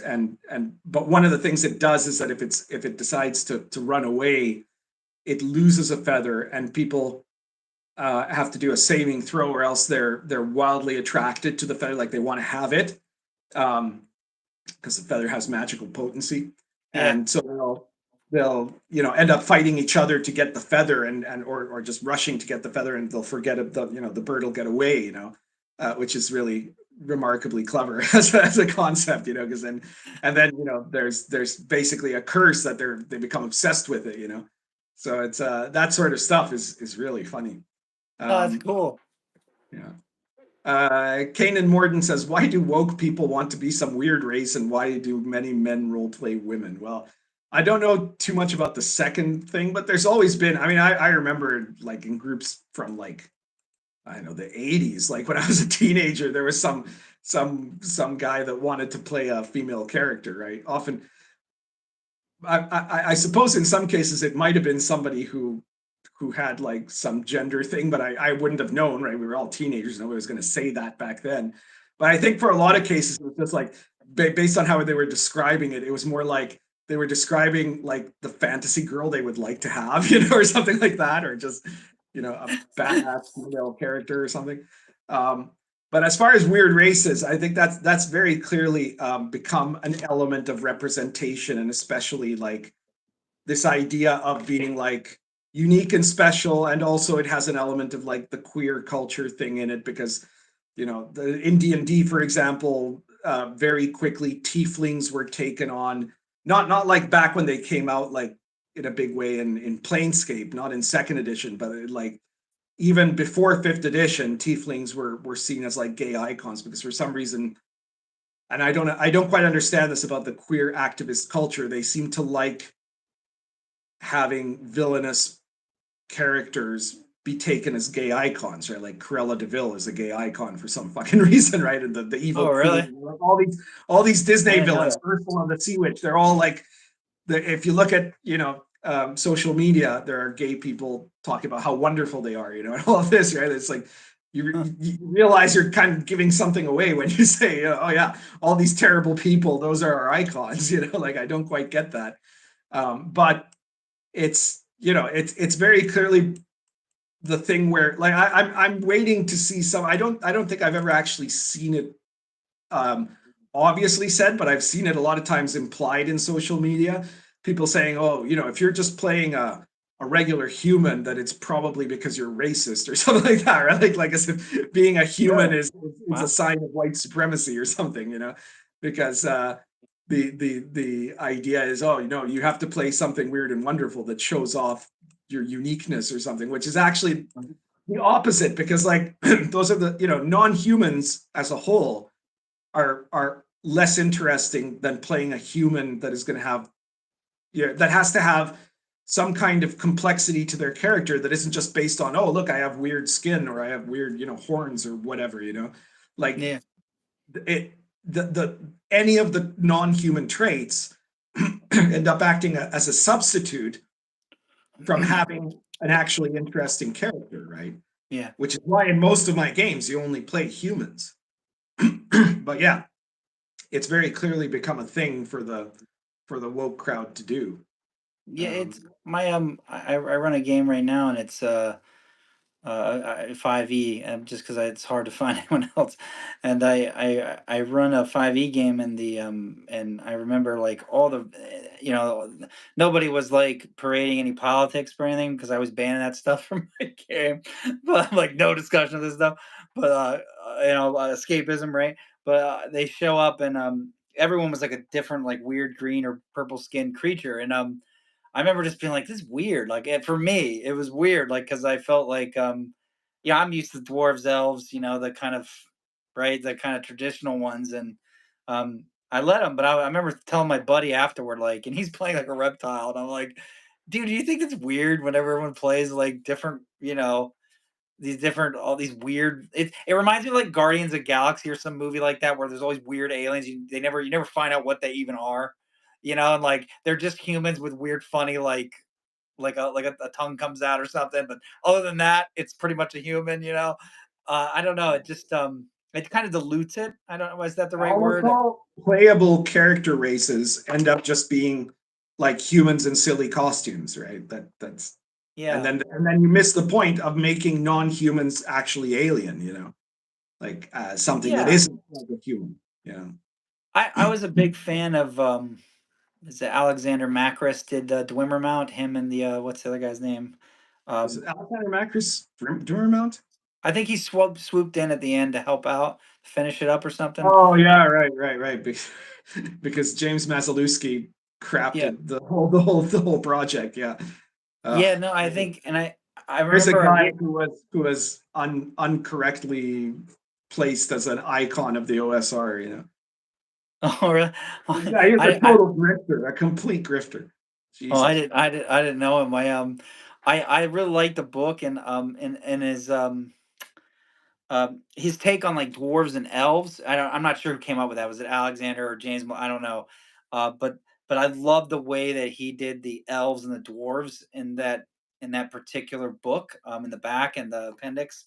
And I remember thinking they're very alien. They didn't feel like, humans in funny costumes. They were really different, like way better than even I thought Tolkien and the traditional kind of. They really like literally elves were aliens, dwarves were these like they literally turned to Yeah, well, stuff. standard creatures from mythology, you can choose to do in that way. Now, in a lot of D&D Yeah, games, you just don't. Like dwarves are just Scotsmen or something, like it's. But you can, because there is all of this background of history and mythology about elves and dwarves that you yeah, could choose to tap into. The problem is once you've got like tieflings and Aasimar and all this sort of nonsense, right? yeah. Then you don't have any of that, right? Like and it becomes much harder to actually be able to portray them as anything other than just weird humans. So you think it's because they don't harken back to something long, like more established than Yeah, yeah. versus say dwarf. That's interesting. No, that's I never thought of that. That does make sense. I mean, yeah, it just seems like there's something about when just crack open like a book and you got a dwarf in the party and an elf, even if they play it a different way, like it feels right. I don't know if that's but like you get like these party of like basic Guardians of the Galaxy type characters, and you're just like, this is bizarre. Like they walk into the village and like nobody says anything, nobody kills them, you know. Yeah, for sure. Well, I mean, that was one of the things when tieflings first came out. It was very clear that they were, distrusted, like in Planescape, like because they had part demon blood, and now it's Yeah. just not a thing, like because woke D&D establishes that you can't have any discrimination against anything in the game, right? Which is just a ridiculous notion to have, because it destroys a whole bunch of role playing potential. Like if you're going to play a character that is from a persecuted minority, then you should play that, like, and that should be part of the world. Otherwise, what's the point of having that character? Mhm. I was a Um, huge Planescape fan. That was like, when you like were in second edition AD&D and everyone had a setting, like, oh, I'm a Forgotten Realms guy. I'm a Dark Sun. Yeah, I was a big Planescape guy because I loved I guess the intellectual part of it, and that it was a little different than all my fantasy that I'd kind of grown up on.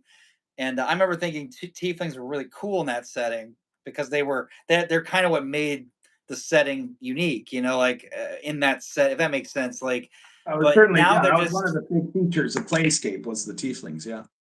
and then but then you get out and like the modrons, they're so cool. And then you get out of that, and I felt like I just feel like they've been kind of, I don't know, they've lost something magical, like when they're now just a regular featured race. I don't, I mean, I guess they give you the anti-hero, like kind of loners kind of archetype. Maybe that's what they're playing to.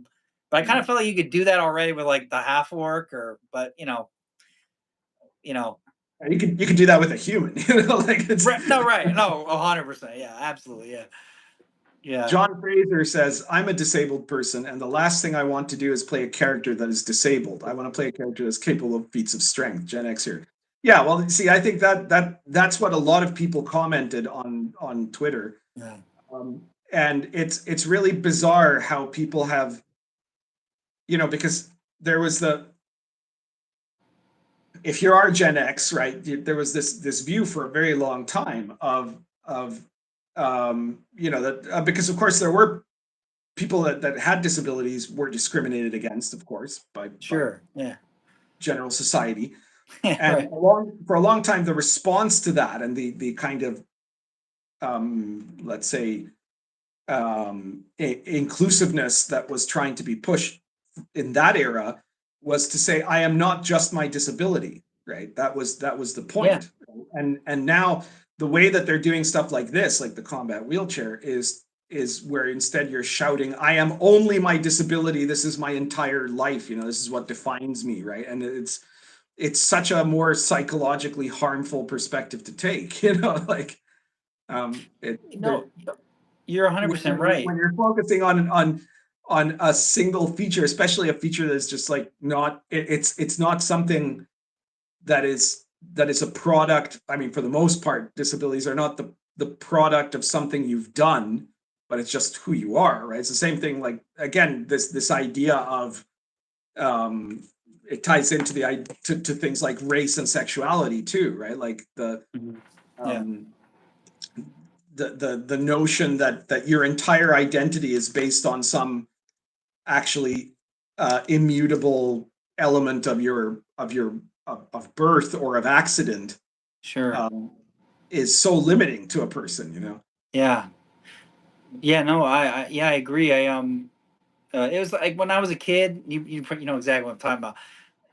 I remember being taught like about civil rights, you know, and I was in a public school, in like, what was that, North Carolina, I think, when I'm thinking back to. And I remember like you were taught, and it was always about like, you know, your merits. Like, you know, we're all human, you know, like yeah, we've different skin colors and stuff like that, but like you assess a person based on their, you know, what merits, you know, what they do, what Yeah, they say, on what they merit. do, right? And like and it's kind of the same If way. you Like were a it good seems, person, that's what you would do, right? Like you would judge them by you know right, what they say, what they do, how they act, you know, who they are, not by right, some feature that they might have, you know, like that they right, can't really do anything about, you know.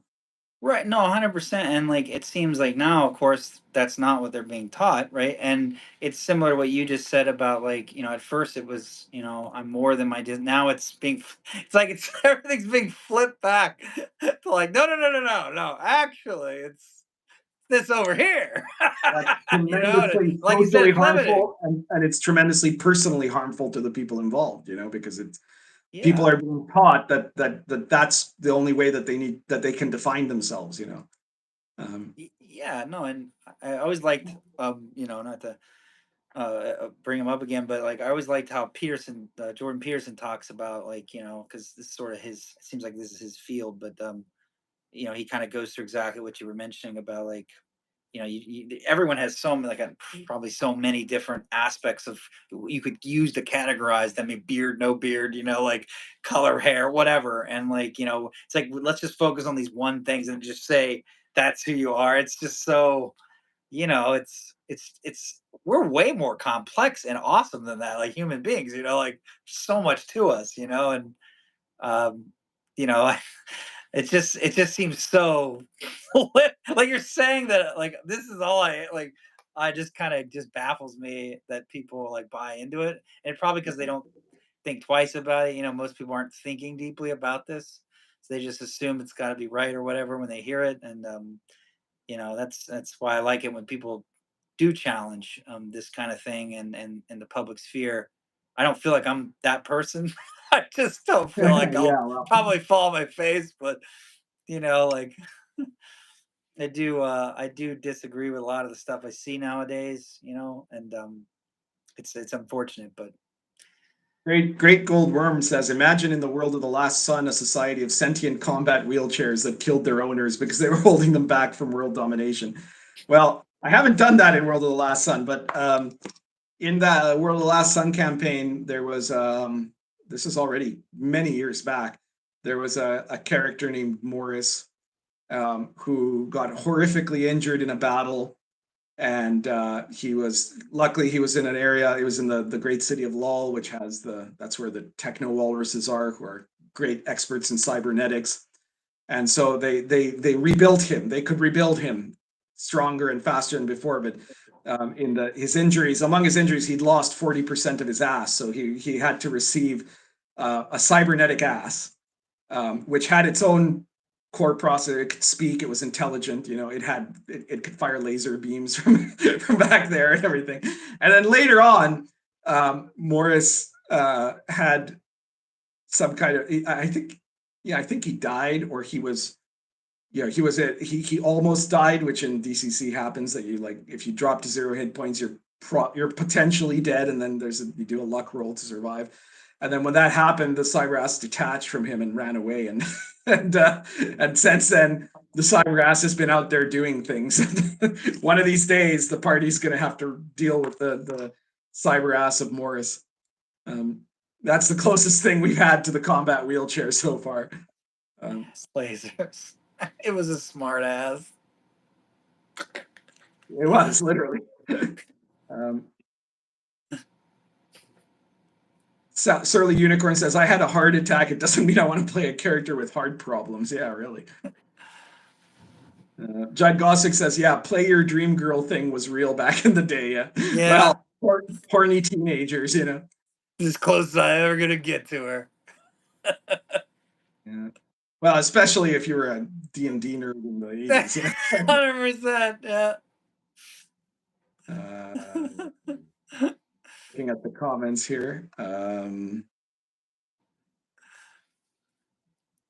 Yosemite Mike says a chunk of players seem to want to play odd races as a way of making their character interesting. They're never interesting though because the weird race is the whole character. Yeah, that's essentially what I was talking about there, right? That it becomes a substitute for actually making an interesting character. You know, like in all of my, like, you know, okay, and there's a time and a place for weird characters, and that's Gonzo role playing, right? Like in World of the Last Sun, we've had characters that have been like all kinds of weird shit, and that's fine because it's a Gonzo game, right? And in the Gonzo Fantasy Companion, I have rule generators for creating weird races, for creating animal player characters, you know, and because they're intelligent animals in the World of the Last Sun, for playing robots and all kinds of stuff like that, right? And that's all fine and good in a kind of comedic campaign, right? But in any other context, it takes away from stuff, right? And like some people are like, oh yeah, but I want to play demi-humans. But then, you know, if you actually start playing Lion and Dragon, if you're running Albion or running Sword and Caravan,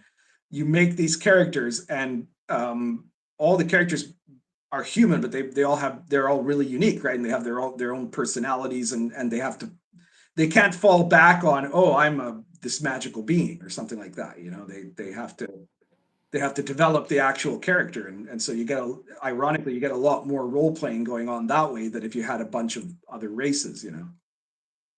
Josh says, I'm going to light up my pipe and smoke with you. Well, good for you. That's excellent. Josh said, what tobacco are you smoking? I'm smoking right now. I'm smoking the Argento Latakia. And this is a very interesting pipe because this is a no-name pipe. It was sometimes pipe makers have pipes that has just like some tiny little flaw, like high-end pipe makers have a pipe that has some tiny little flaw, and so they don't put the brand on them. And then they sell them for cheap, right? And I got this pipe for like $50, and it's an Italian pipe. And I'm figuring it might be a Brebbia or something like that. And it's a like almost perfect pipe. It has a couple of little imperfections in it that made it not, like, you know, if it hadn't been for those imperfections, this pipe would have been probably $300 or $400, something like that. And it smokes like a $300, $400 pipe. And I found it in a tobacco shop. I looked at it, I knew right away what it was, so I bought it, and it's been one of my favorites ever since. When I was young, I wanted to buy really expensive pipes because I thought those were the best ones. And of course, they are always, you know, if you spend $300 to $1,000 on a pipe, it's going to be a really good smoking pipe, right? But the older I get, the more I learned about, you know, pipes, the more I enjoy the challenge of finding inexpensive pipes that smoke as good as expensive ones, you know. How'd you Which get is into? ironic. I have way more money now than I used to when I was younger. But how'd you get into pipe smoking? Was it like something like your old man or something did, or? No, actually, I started smoking a pipe when I was 18, and it was because of a teacher of mine at my English teacher, actually, in high school. He smoked a pipe, and I thought that was super cool, you know. And so Yeah, you're like, I I'll started be smoking that a pipe guy. as soon as I became legal, you know, and I've been doing it ever since. Nice. Let's see here. Josh says, I love The Witcher because the other races are persecuted by humans. Well, you know, again, in the medieval paradigm, which The Witcher has more inspiration from than some other fantasy settings, from what I understand. Now, mind you, I haven't read the Witcher novels, I haven't played the Witcher games, and I haven't watched the Witcher series, but I've heard about it, right? And of course, baptism of fire, a lot of people are going to be, oh, you can run The Witcher with this, and I'm sure you can. That happens to me all the goddamn time, right? Like when I've never read Game of Thrones, and when I started playing Dark Albion, it was basically just before the Game of Thrones series started, I think, and of course once it started, I did watch the Game of Thrones show, right, and people have been telling me even before when the campaign started. I had a couple of my players that were fanatic readers of the Game of Thrones novels, and they're like, "Oh, this is so much like Game of Thrones," And it's like, "Oh, is it? Okay, great." And then when I did Sword and Caravan, there was like I guess the latest Assassin's Creed or something is set in Baghdad in the 10th century or something like that. And they're like, "Oh, this is so much like Assassin's Creed." And I guess the original Assassin's Creed is set in the Crusades or something like that. So like, again, I've never played Assassin's Creed, but there you are, and now Baptism of Fire, same thing with The Witcher, and you'd think that I was doing all this on purpose, but I'm not really. It's just that all of those are based on the same kind of historical settings that I really like to do, all right, let's see what else people have to say here. Yeah, I only watched the show of Witcher. I've never read it or I didn't really. I played the game for like 10 minutes, and I just at that time I couldn't commit to a game like learning, a new system so I was only able to just go back to games I'd already, that you just run in and jump in like Call of Duty or something, shoot people, no like, in and out, So I kind of missed the Witcher boat, but then I got in the TV shows, and it was just so postmodern and like very like timelines whacked out that it was like hard to follow. Eventually I figured it out, but I'm not sure if I enjoyed it. Like I was like thinking about it, but I was like parts of it I fans like. of the other of the books or of the video games don't like the show, right? For I Okay. think a lot of reasons. Okay. Shark has another question for you. He says, "Are whales important in the Forbidden Books in any way?" Because I mean, obviously, whales are very important in Inuit culture. So, did you do anything with that? I don't remember Not that from actually, Volume not One. a lot. No. Partly because most of them are actually in the northern reaches, like away from the ocean. Right. A lot of them were more like fishing and hunting and on the land. So I tended to focus more on that because of the geography. So I think there was mention of one, I think somewhere in one of the mythologies of one of the monsters, but I'm honestly blanking on it. It's been a little while since I wrote that. So Albinani says, "Need a more lucrative profession to enjoy them expensive pipes, pundit." I don't know if you're talking about yourself, Cal, or if you're talking about me, but the irony is that nowadays I could afford to buy any pipe I wanted to, but now I actually prefer the challenge of finding inexpensive pipes that smoke really well, which is not to say I don't also still buy some expensive pipes if I think they look really good. But I've got so many pipes now. There was once upon a time, when I actually got like a moderately decent job around the early 2000s onward, I started spending a lot of money on pipes and bought a ton of them. And now I've got so many that I rarely buy. I maybe buy one a year. I was into cigars but when I quit smoking cigarettes, I basically like had to stay away from them, and I always thought, oh, I'm gonna go back to them, like at some point, but it just never happened. So, but I really enjoyed cigars. I thought they were very enjoyable. I never smoked cigarettes. Good. Bruce Maximus says, "I think one of the Witcher books is actually called Baptism of Fire." Now I think I had no idea.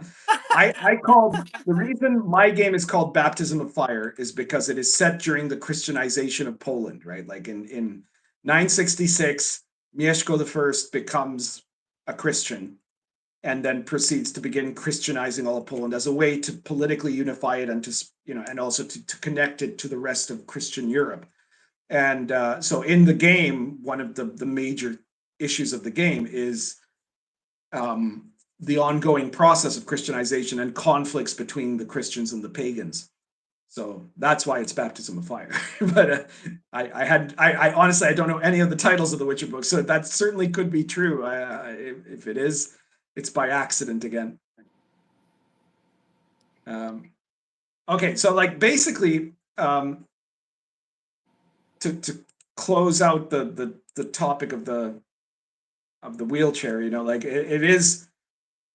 I think that this is the kind of woke nonsense that is now getting a huge pushback. Like there was a pushback, obviously, against the first time around when it came out. Like it became big around the time that Candlekeep came out, because some of the authors of Candlekeep, even though in the book it doesn't explicitly say it, they said, oh, the dungeons here are wheelchair accessible. So that was the same time that the original, combat wheelchair module came out, which wasn't a D&D product, it was a third-party product. But D&D like promoted the hell out of it. Like WotC promoted the hell out of it, and WotC employees, because they thought they were being super woke, and at that time the pushback was coming largely from guys like me, and other OSR anti-woke people. But now it's just like so all over the place, and I think that's been a big shift that has started to happen in this past year, right? And it was already happening. It was accelerating over the course of the last couple of years, but it actually went into overdrive basically after October 7th happened, after the situation there happened, and you suddenly saw a bunch of woke people going out and cheering for Hamas, and then especially that, also another big reason it happened connected to that was the Harvard plagiarism scandal, which, as an academic, I'm sure you followed with some interest there, that, it showed, it just tied it in. It tied in the factor of how you have an entire generation of people that, because of woke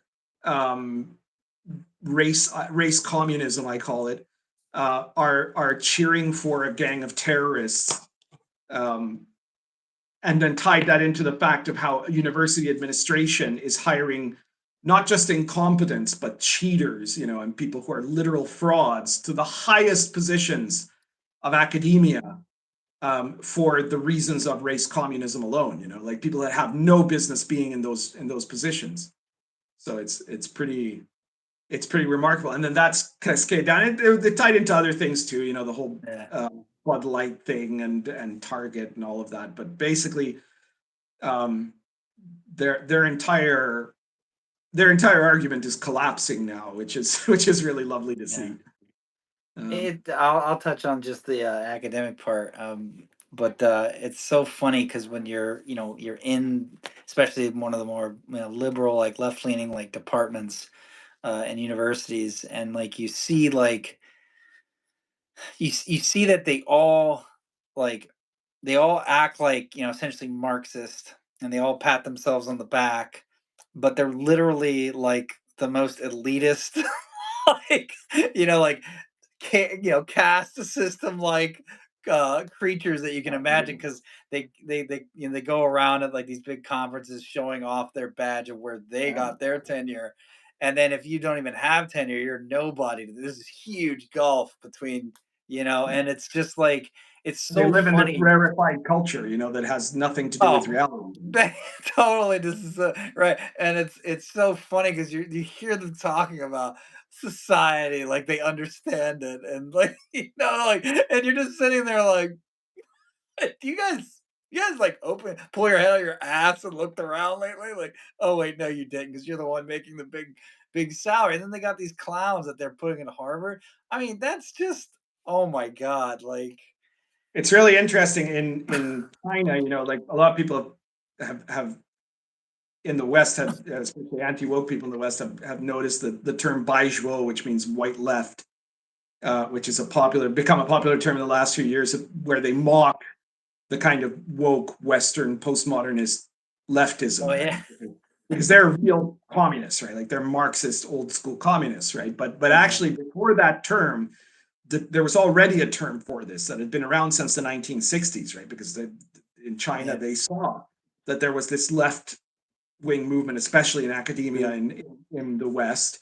Sure. And they called it social communism. And Mao actually derided it as a false communism, right? That it was a bourgeoisie invention, right? And that social communism, there were some people that were trying to push those ideas in China, and part of the Cultural Revolution was actually a persecution of those types of people, the social communism, to try to like push these kind of communism that wasn't based on the class system, but was based on the idea of like social inequalities, because they recognize that that was a completely bourgeois invention, you know. So, and that's the case, right? Like nobody in the working class is woke, right? Even working class left wing people are like, you know, union members and things like that. They're people who have a social class definition, the old school version of Marxism, you know.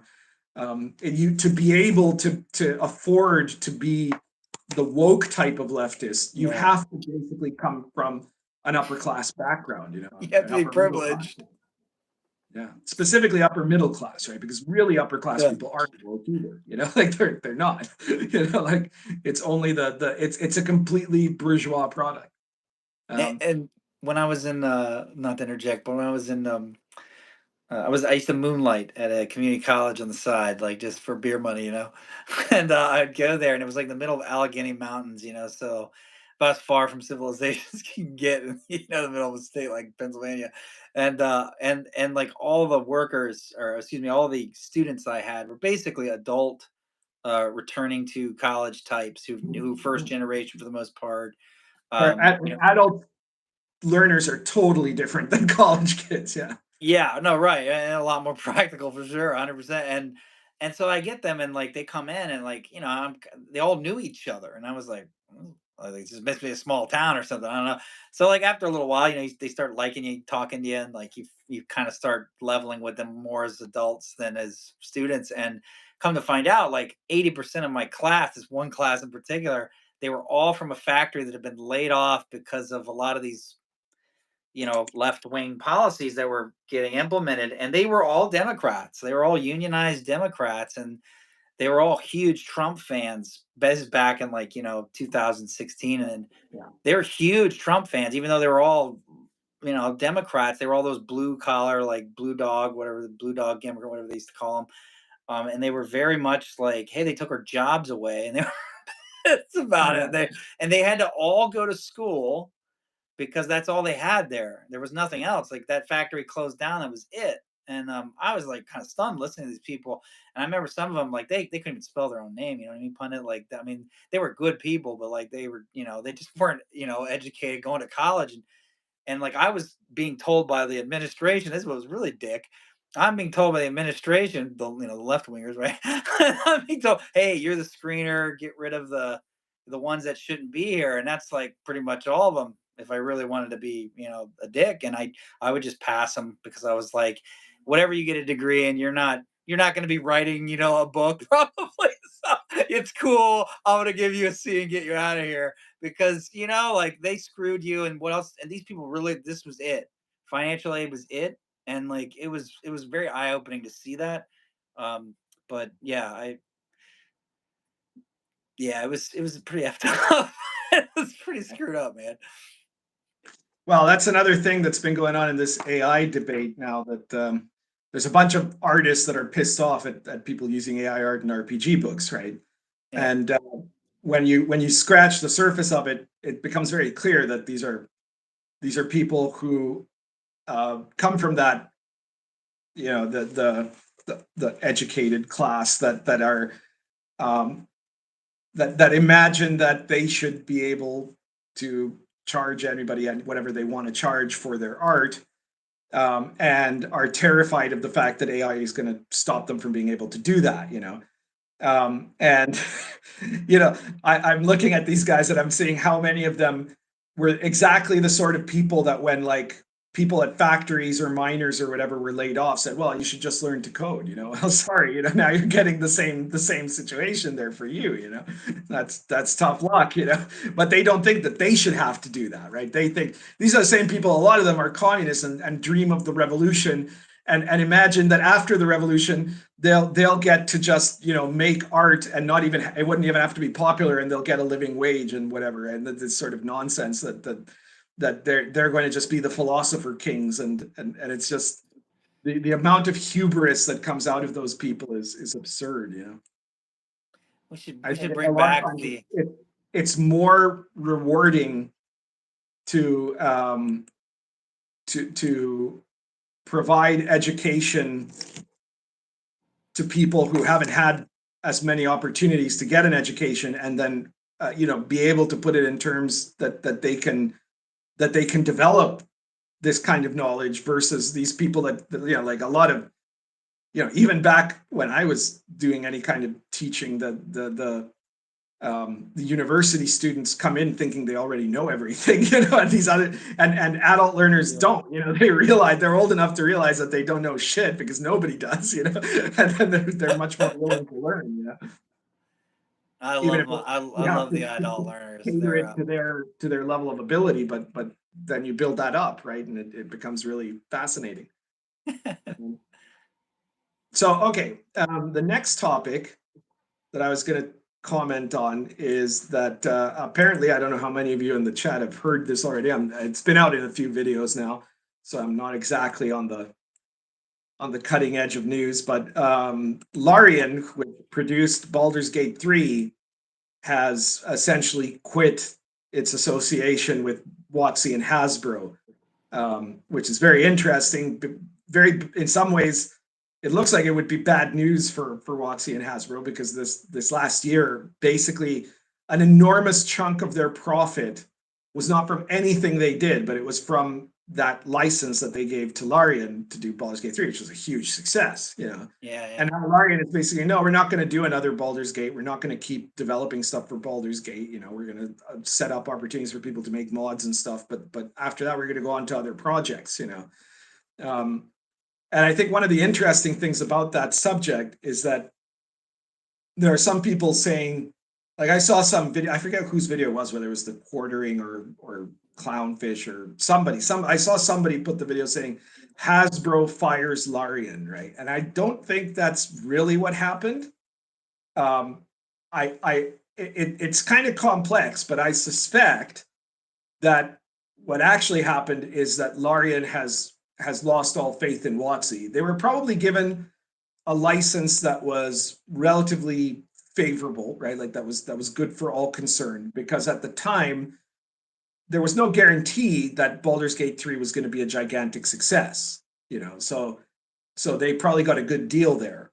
And I'm guessing that Hasbro, because we've seen this attitude from Hasbro before, like with the OGL and everything else, right? They tried, you know, I crap a lot on Matt Mercer and Critical Role, but one of the things they were obviously trying to do was to get money off of Matt Mercer because he was using Dungeons and Dragons, and then Matt Mercer, you know, like the one thing I don't blame him for is that he said, no, screw you, we're just going to make our own games. Their own games are terrible, but that's a whole other issue.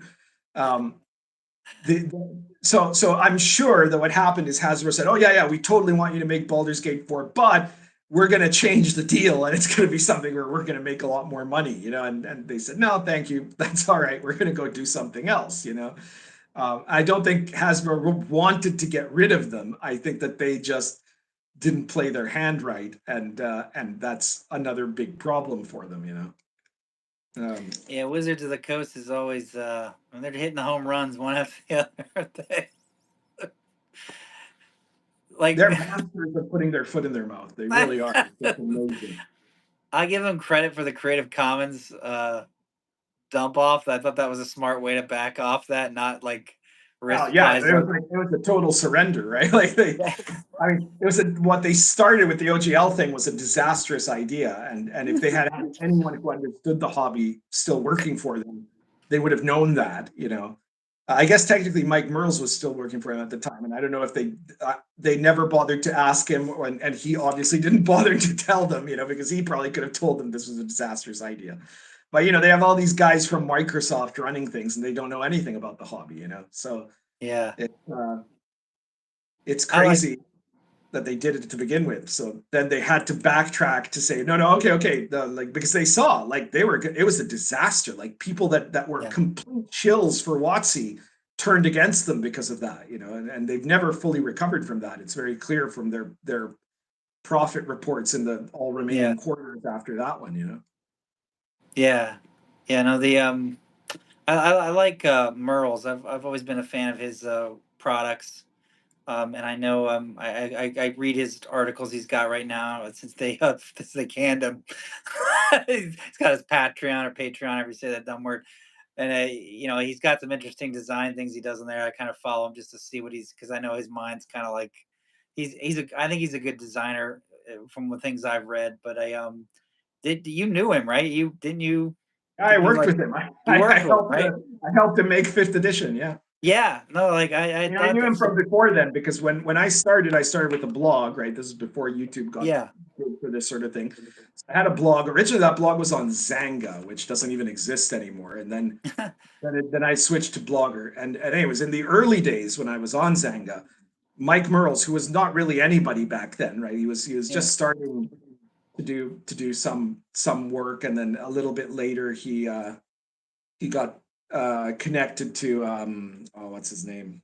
Not Jonathan Tweet, the other guy who did third Monty edition. Cook. Monty Cook, yeah, he ended up working for Monty Cook for a while, and then later he got hired by Wizards, right? But back when he was not really anybody particularly well known, he was a very frequent commenter on my blogs, right? He was a big fan of what I wrote. And then once he got hired by Wizards is when he stopped commenting because I guess they probably told him he can't be doing a lot of public commenting, right? Um, Yeah, but sure. when fifth edition came out, he got me to be a consultant on fifth edition. I worked with him to create an edition that would have a chance of being of recovering a mainstream successful position for D&D after the disaster that was fourth edition. Oh, So that's yeah, I cool. know him quite well. That's Um, cool. I've always wanted to meet him. I'm trying to go.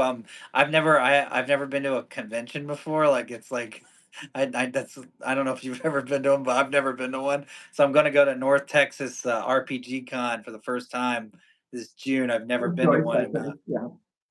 I want to go to meet him. I really like. I've always liked his work. I remember I was a big Monty Cook fan, like back in like the early 2000s when he was doing Arcana Evolved and all that kind of adjacent third edition stuff. And I remember Mike Merle started, if I remember right, I think that's around when he started kind of popping up. Yeah. Yeah. And like I think Iron Heroes. Iron You know, I Heroes, was, that was his first big yeah, product. The yeah, I one that liked it. probably got him the job at Wizards, yeah. Now Yeah, that Monty was Cook is a bit too much of a systems man for me, but he has done some really good stuff. His D20 Call of Cthulhu is really a masterful work that gets yeah. underappreciated because a lot of Call of Cthulhu fans, of course, think that it has to be, Chaosium BRP, but it was a great book. He did a really good book there. I actually I don't think I ever picked those books up, but now you're making me want to go buy them. It's a rare item. It's these days a copy of that is, or at least the last time I checked, is pretty expensive. Because it was a very good product. Yeah. Well, as far as cons, I never went to any con in the U.S. I went to cons in Canada and I've been to cons in South America, but I've never been to Gen Con or anything like that. Yeah. But based on what I've heard, with a lot of a lot of cons are run on very, very woke lines, right? Gen Con is a goddamn disaster these days. And especially you don't want to like pay for a booth at Gen Con because it's ridiculously overpriced and I don't think it's almost ever worth it. I think probably the only cons I've heard, I'm sure there are others that are good, right? But the ones that I've heard of that might be worth it are the NTRPG, the one that you're planning to go Yeah. to, Okay. and maybe Gary Con. And if you just want to go for fun and you happen to be in Wisconsin, VentureCon, from my friend Venture Satanis. Yeah. Yeah. Yeah. Those ones are all quite good. Apparently, the guest of honor at VentureCon this year is going to be Diversity and Dragons, who doesn't seem to be on here tonight, but he's a Oh, frequent. really? Yeah. Oh, that's Live. cool. I was thinking about going there, and like I was like, someone was like, "Hey, let's do a table. We could split and I was like, I've been thinking actually, like maybe I just go there and just nerd out and just play and like run games and Yeah, just I'd say the first time you go to a con, don't you tell probably should anyone who just I do that. am. Yeah, and then see what the layout is really like and Yeah. what's really going on, and talk to the people who have booths and that sort of thing. Yeah. And Yeah. you can always bring your books and run a game or something, and that works too. I thought about that, like maybe run like a chapter, but I was actually like, I played for the first time, Walking Free League's Walking Dead RPG with this guy named Lord Mateus. He's got a blog. Matt, he's a lawyer, and it was so much fun. Like we were playing, like we all got killed. I was like, man, that was a good one shot game, and I was like, that'd be kind of fun to run a Walking Dead RPG. Get in there, get a table, and get like randos come in. That'd be fun. I don't know if you've ever like into zombies. I was a big zombie fan for a long time, so Comme si comme ça, sort of, like I got you. Shark says, even though I don't agree with him on everything, Watsy's treatment of Merles was terrible and disgusting. Yeah, I agree with that. I don't agree with Merles on everything. I think he did a lot to try to keep his job, and probably more than he should have, but there we go. I still do agree. I agree with what Shark said. Looks Ryan like said, LOL Zanga. I miss Web 1.0 in a lot of ways. Yeah. It was its own fun back then. Let me see what they say here. the comment about sorry, go ahead. no, it's the comment about Merle's like not agreeing, like that just kind of goes back to what I think I was saying earlier, like with there's a quote by Thomas Jefferson, right? Like, like I'm paraphrasing him very badly. I used to know this by heart, but something along the lines of, like never on account of politics or religion would I, basically call someone not my friend. Like, and I always think like I value when people like have differences of opinions. I think that's cool, and I prefer like finding out what makes them tick, and like I'd go on anyone's show even if they were like you know what I mean? Like totally different than me. Even if I agree with them on a lot of things, but we don't on other things. I don't know if that's how you feel, but like I enjoy, like having conversations with people and people not getting mad at you. I'm usually willing to have a conversation with anyone who's willing to have a conversation with me. These days, there aren't a lot of people on the left who would do that, but if there are, I'd be happy to do so. Yeah. Steambob said, Watsy said they were going to release the older editions to Creative Commons, but we haven't heard anything since. Yeah, they've kind of just been quiet about that. Junk Email says, guys, if you have not purchased Gods of the Forbidden North, you must buy it now. It is brilliant. Okay. Thanks. Don Pelayo says, North Texas is very OSR friendly. Frank Destrosa says, I'm thinking of going to North Texas Con.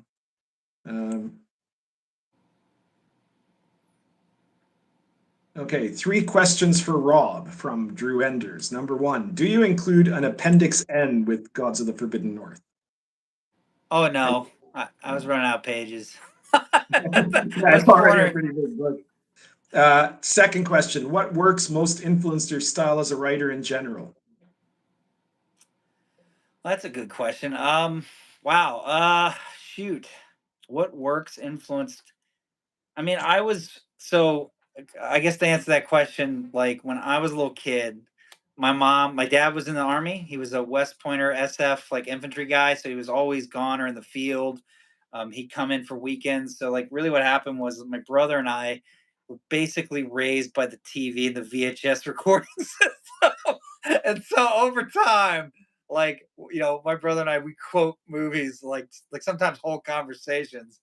So I feel like anything in the literary, I don't know if I use the word literary, the canon of 80s, 90s cartoons, movies. I mean, everything from Ghostbusters to Masters of the Universe to, obviously original Star Wars, Teenage Mutant Ninja Turtles, Lion-O, what's the Thundercats, all that kind of stuff was kind of like what we got raised on.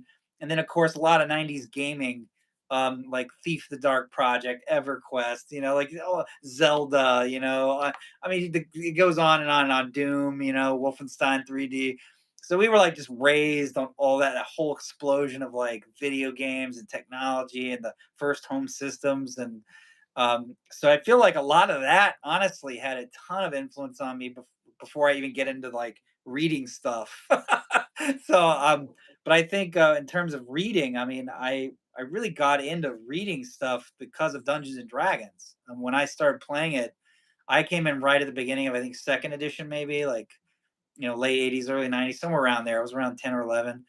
And I think just reading those whole books and devouring them got me wanting to read more. And then I started reading like other books like in the second edition era, and then I started going to old shops. And my mom was a huge Harlequin romance novel, like so bad, so bad. I can't forgive you, mom.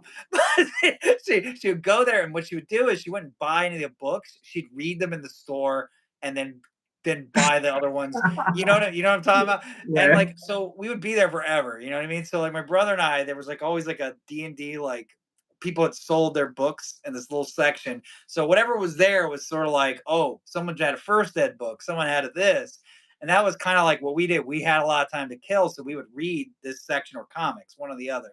So I would say that like a lot of second ed, first ed products, and then eventually when you started reading that those were inspired by other stories like, you know, Robert E. Howard and you know, et cetera, we would eventually gravitate towards that and start reading that and then sharing it with each other. My brother and I are a little group of friends, and you know, just sort of kind of grew from there. And I can't say that any one writer probably inspired me more than any other. It's just that whole, you know, that whole package, I would have to say probably just had a big impact on me.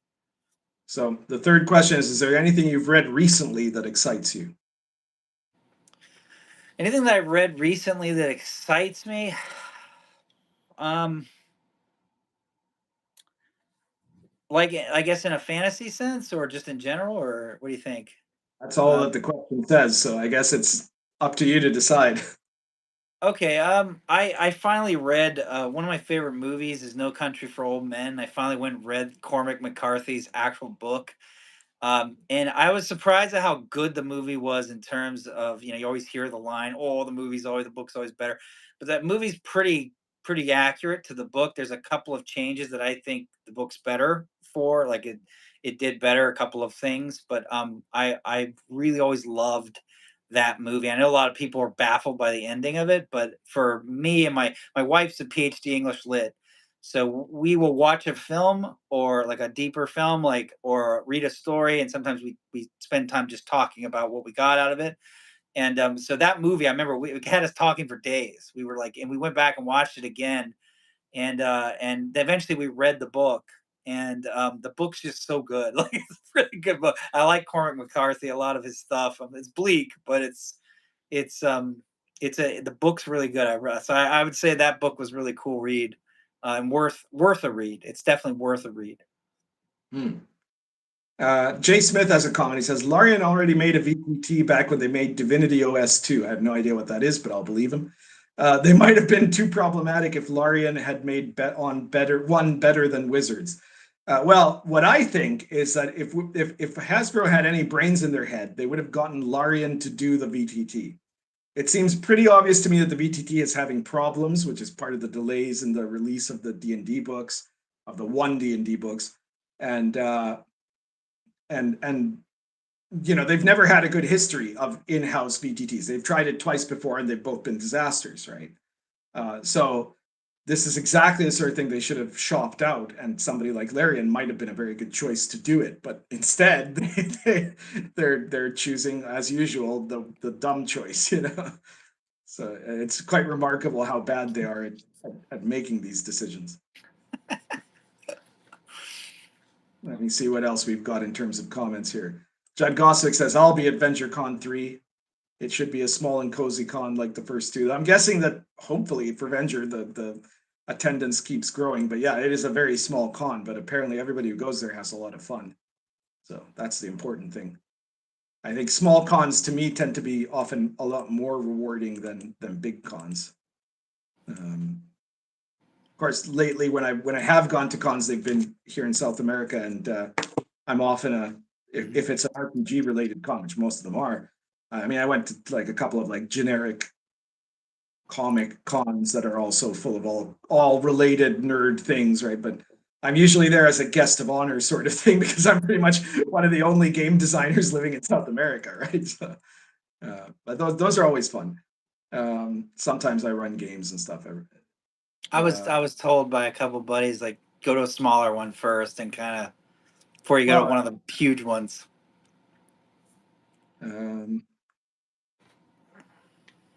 Let's see what else we've got here.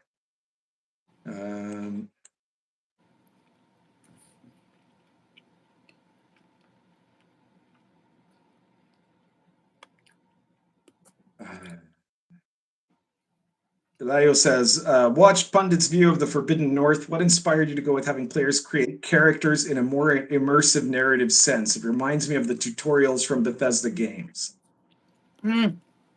Excuse me, because I think I guess a lot of us are probably just you're in a tavern, go, and that's cool. And that's if they want to do that with a book, they can do it. I guess for me, like for those who are newer to the world, or newer to the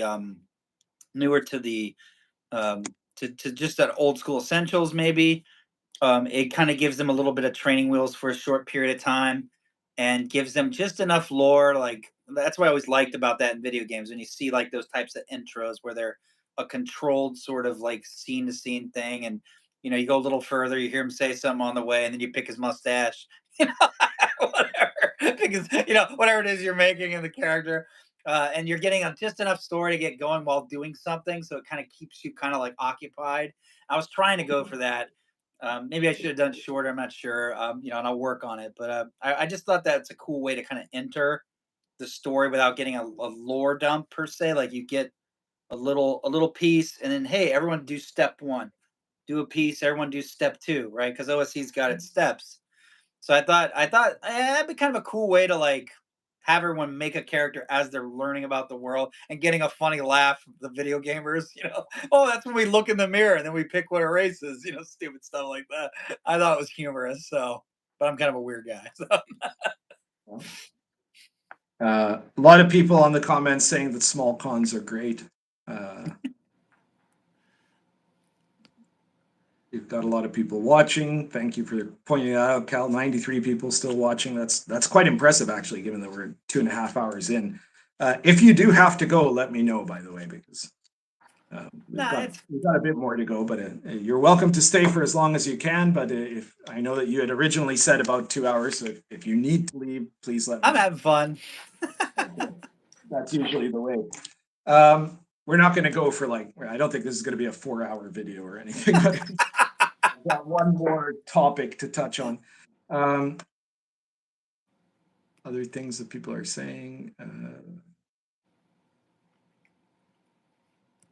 Junk email says, Rob, this is Odysseus. I want that beer you promised. And You're going to get it. Brown ale. Okay. I guess you're going to get that beer. You get 2 beers now. I've got some fans of yours coming onto my chat. I don't know if this is the first time Junk Email has been here or not, but that's kind of nice when a guest star gets some of his own crowd coming in. So I appreciate that. Oh, yeah, Pundit's great. You should watch him if you don't. There you go. Judd says Rob has an infectious enthusiasm. That's good. Don Pilar says Double D, that's Diversity and Dragons, needs to get you on his show. Yeah, well, his shows are very good. I don't always have time to look at a lot of the other YouTubers. And the one that I tend to make the most time for these days is Diversity and Dragons, because I quite they're a fun group. So, unfortunately, his live streams are on Wednesday nights, and I always have something to do on Wednesday nights because I go over to the house of Bill the Elf's player from my Last Sun campaign, and he's an incredible cook, and so he cooks something, and then we watch some TV shows or something, and we do that like every week, right? So it's always on the days that that Diversity and Dragons is doing his live stream. But pretty soon here, Bill's going to go on vacation, so I'll have a couple of weeks where I can catch Double D's show, or maybe even show up on it if he wants me to. So there we are. Maybe by then, Baptism of Fire will be out, because I know that once it gets out, I'm going to want to show up on other people's shows more to pimp my game. That's how you do it. That's how it works in this hobby. So yeah, regarding the character creation in Forbidden North Volume 1, sure. As I mentioned in my video, I didn't particularly care for the concept, but I now do have an idea that I'm going to, a lot of the books I get, because the one campaign I run, which is, it's really interesting that most of my games are these like super culture focused and historically specific, sort of historical authentic games, right? And I love running, but I also love running World of the Last Sun, which is this ridiculous Gonzo game that has everything in it, right? And so almost every book that I get, well, not every book, but any book that has anything useful in it that I get from reviews, I end up using in some way in that campaign sooner or later. And I know at some point I'm going to have like the player characters go to some new continent on the World of the Last Sun called I'm probably gonna call it like the Cursed North or something like that. I have a long history of ripping off other people's stuff and putting it into World of the Last Sun. The Great City of Lol is actually from a DCC adventure that Joe Bittman wrote. Fuck Station Aleph is my parody of Avengers Alpha Blue, and I've done this a lot. Like, the shithole is basically Dark Sun, so I've got like, I just put all because it's a kitchen sink setting, right? You can put anything into it. So I'll probably have something like the Cursed North, and the reason that it'll be cursed is that it's got under some magical effect that when you get there, your character changes in some weird way. So like, instead of getting off the boat and creating their characters, when they get off the boat, they become different. They might become like different classes and have to reroll all their stats or something. As long as they're there, they're this other thing, and I think that would be quite amusing. But also, like dungeons are something I rip off all the time, right? Like I've done all of dungeons. I've done, I've used all kinds of every dungeon under the sun that I've got from other OSR games or classic D&D modules, and just modified them enough to fit the Last Sun context. So undoubtedly, I'll be doing that with Volume 1. Junk Email says, Casimir, I just subscribed to your channel because of your honest review of Daggerheart. That's a great combo of two men I respect. Thank you, guys. Oh, well, thank you very much, Junk Email. John Fraser says, how about Dwarven Undercity of Gold? I don't know what you're referring to there. But okay, maybe you'll have to explain that, Fraser. So the final topic for tonight that I had ready, I mean, after that, we can still keep answering questions if people have them, is that it's been announced that, 1D&D, and this shows you like how behind they are because they're still actually working on the core books for 1D&D. They've announced that the DM's guide for 1D&D is going to have consultants, right? And famously, the consultants on 5th edition, there were like 8 or 9 of them, but the only 2 that anybody remembers are me and Zach Smith, because we were the ones that the woke crowd, back then they were called SJWs, went nuts about when the game came out and tried to use us as like scapegoats for why people should boycott 5th edition, right? This is before they realized 5th edition was going to be a huge success. And then after that, immediately tried to take over 5th edition, which they essentially succeeded at in a way. And so like they've picked 2 people to be consultants on the new DMG, the one they're doing for 1D&D. And those consultants are Deborah Ann Wall and Matt Mercer, which is particularly interesting that Matt Mercer would, after Wizards basically tried to extort him, has decided to go be a consultant on the DMG. But it's also remarkable because like I saw in an N-World or some shit site like that, there were people saying, oh, that's a huge improvement over the RPGPundit and Zach S, right? And it's like, in what way, on what planet is that an improvement? Because neither of those are people who know the slightest thing about game design or, effective campaigning or anything, like they're celebrities, right? They're just celebrities, right? Like say what you will, you might think I'm an asshole or whatever, that's probably justified, but I was hired, and Matt Merle said this in public, right? Because of my skills as a reviewer, as a critic, and because of my knowledge of game systems, right? Zach S was hired because of his reputation in the OSR at that time, and because of his kind of art punk style, and I wouldn't say that Zach S is an expert on game design really, because his products aren't heavy on game design, but he is someone that has done creative, unusual products, and you could say that about him. Whereas this is just, these are just people that are there for name dropping purposes, right? Like, I mean, I can't imagine what they can contribute.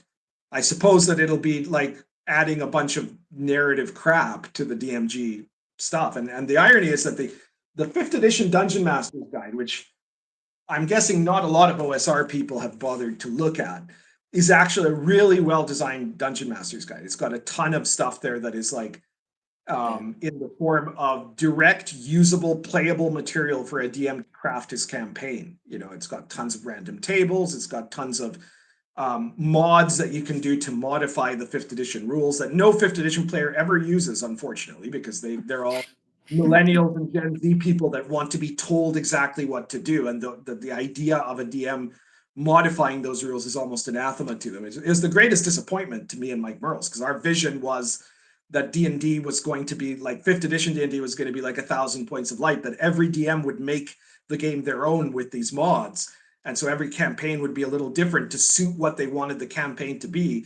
And instead, everybody plays it directly, rules as written. And if there's any questions, they would go on social media and ask WotC employees about it to tell them what to do. You know, it's just the opposite of what our entire purpose was. But that doesn't deny the fact that, like, to me, the 5th edition DM's guide is pretty much the best one apart from the 1st edition DM's guide, and you know, maybe the DM stuff in Rule Cyclopedia is as good. But yeah, now the new DM's guide, if those two are actually given any, like, if it isn't just purely to just say that they're in there because those people have a lot of fans and those fans will then think it's worth it. What advice can they give other than to, like, you know, do everything wrong? You know, like, they don't know anything about how to craft a functioning campaign. They know a lot about, like, dramatics and narrative, I guess. But that's fundamentally it, you know? So it's pretty ridiculous. It reminds me of, was it Team America? Remember that World Police when they get the Film Actors Guild and the actors do everything?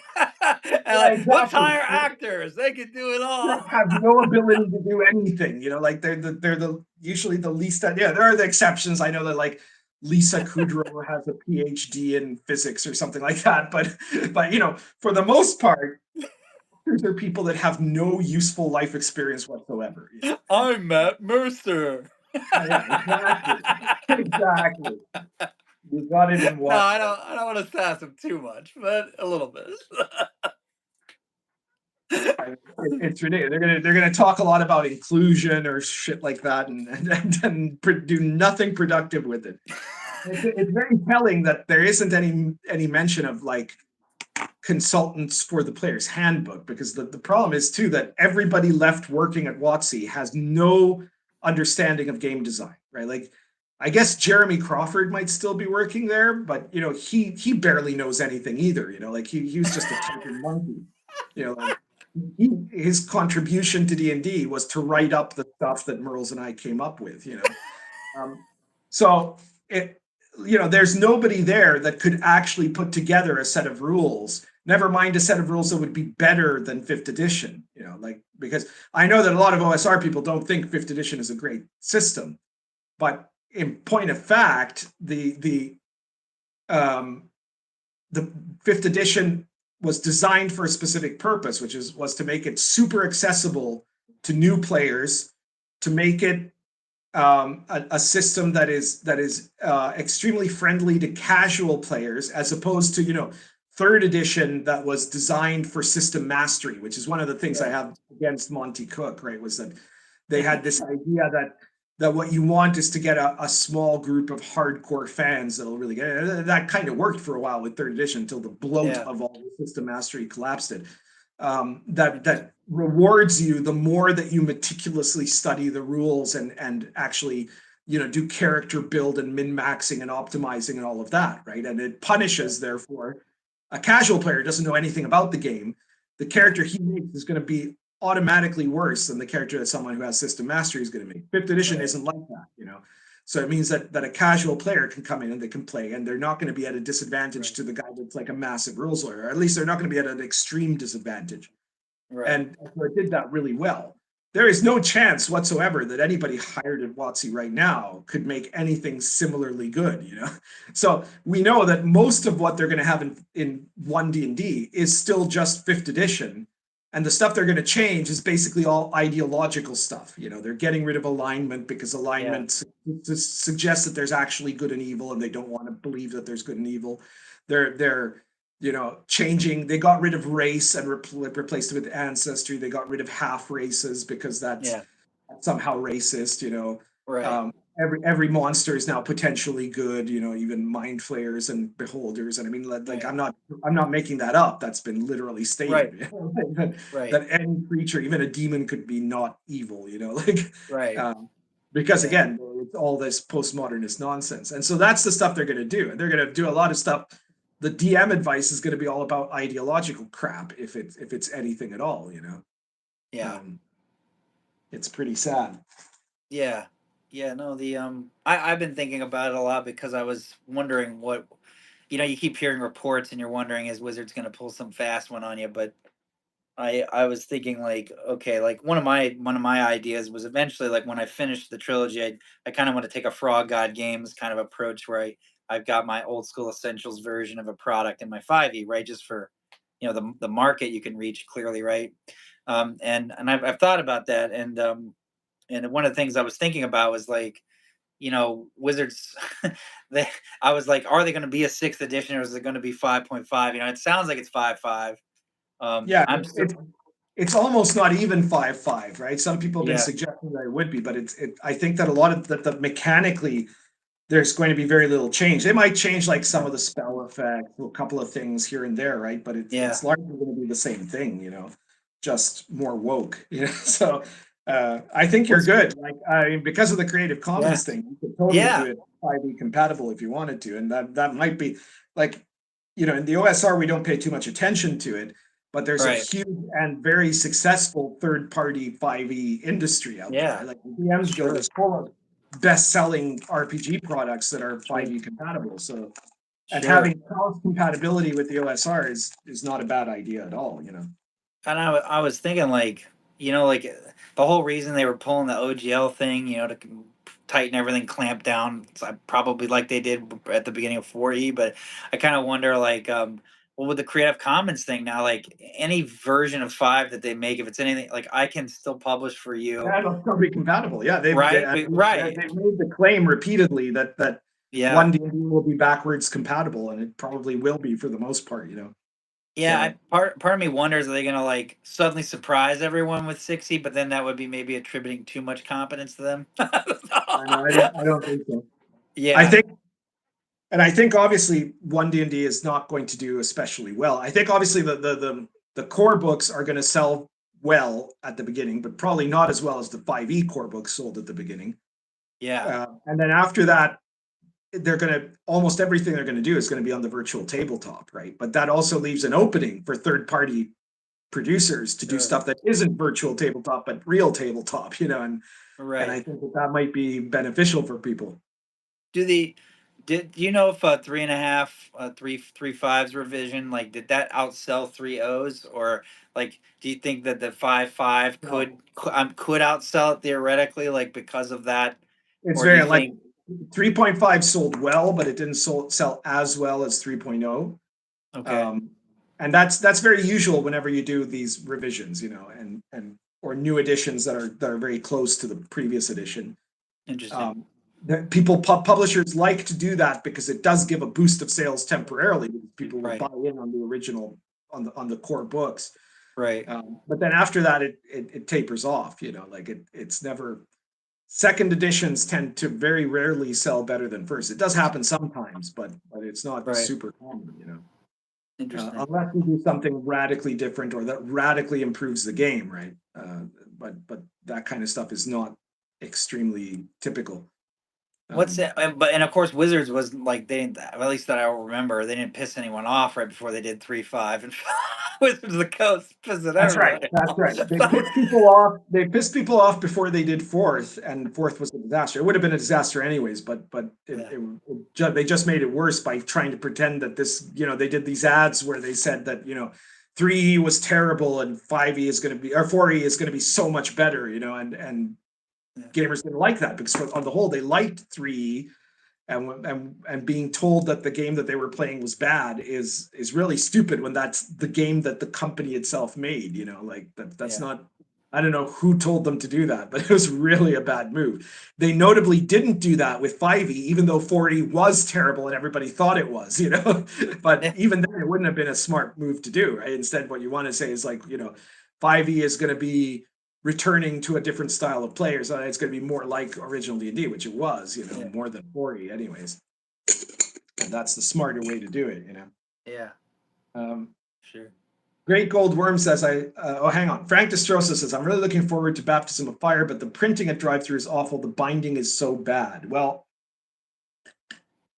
you know, I hear that from some people, but I mean, the books I have are printed by drive-thru, and Yeah. Oh, there he is. Oh, we're back. Sorry. You're good. You're good. You're good. I had a blip there. I hope can everybody hear us? Yeah, I hear you. All right. Well, I want to see if does the audience hear me? Oh yeah. Okay. I think so. So I was saying that. What was I saying? I was saying that. Oh shit! I lost my train of thought now. Oh yeah, that I have my books, right, and I use them a lot in play, like my own books published by drive-thru, and I have never had big problems with the binding. But if you aren't confident about the binding for Baptism of Fire from drive-thru, you can also get it from Amazon. You know, Matt Scribe puts all of his books on both drive-thru and Amazon. So if you don't trust drive-thru, you can try Amazon instead. Great Gold Worm says they think it's an improvement because they're choosing political activism over talented game design. Yeah, exactly. Judd Goswick points out to me that Matt Mercer has designed 2 Insta Oblivion games this year alone. Well, he hasn't actually even designed those, which, I mean, if he did, it would be funny because, you know, those games were both Candela Obscura and Daggerheart have been basically panned everywhere as terrible, terrible games. And they're terrible games. But in fact, it was the Matt Mercer was not the designer of those games. It's this other guy. His name escapes me right now, but I'm sure somebody in the chat probably remembers. Matt Damon.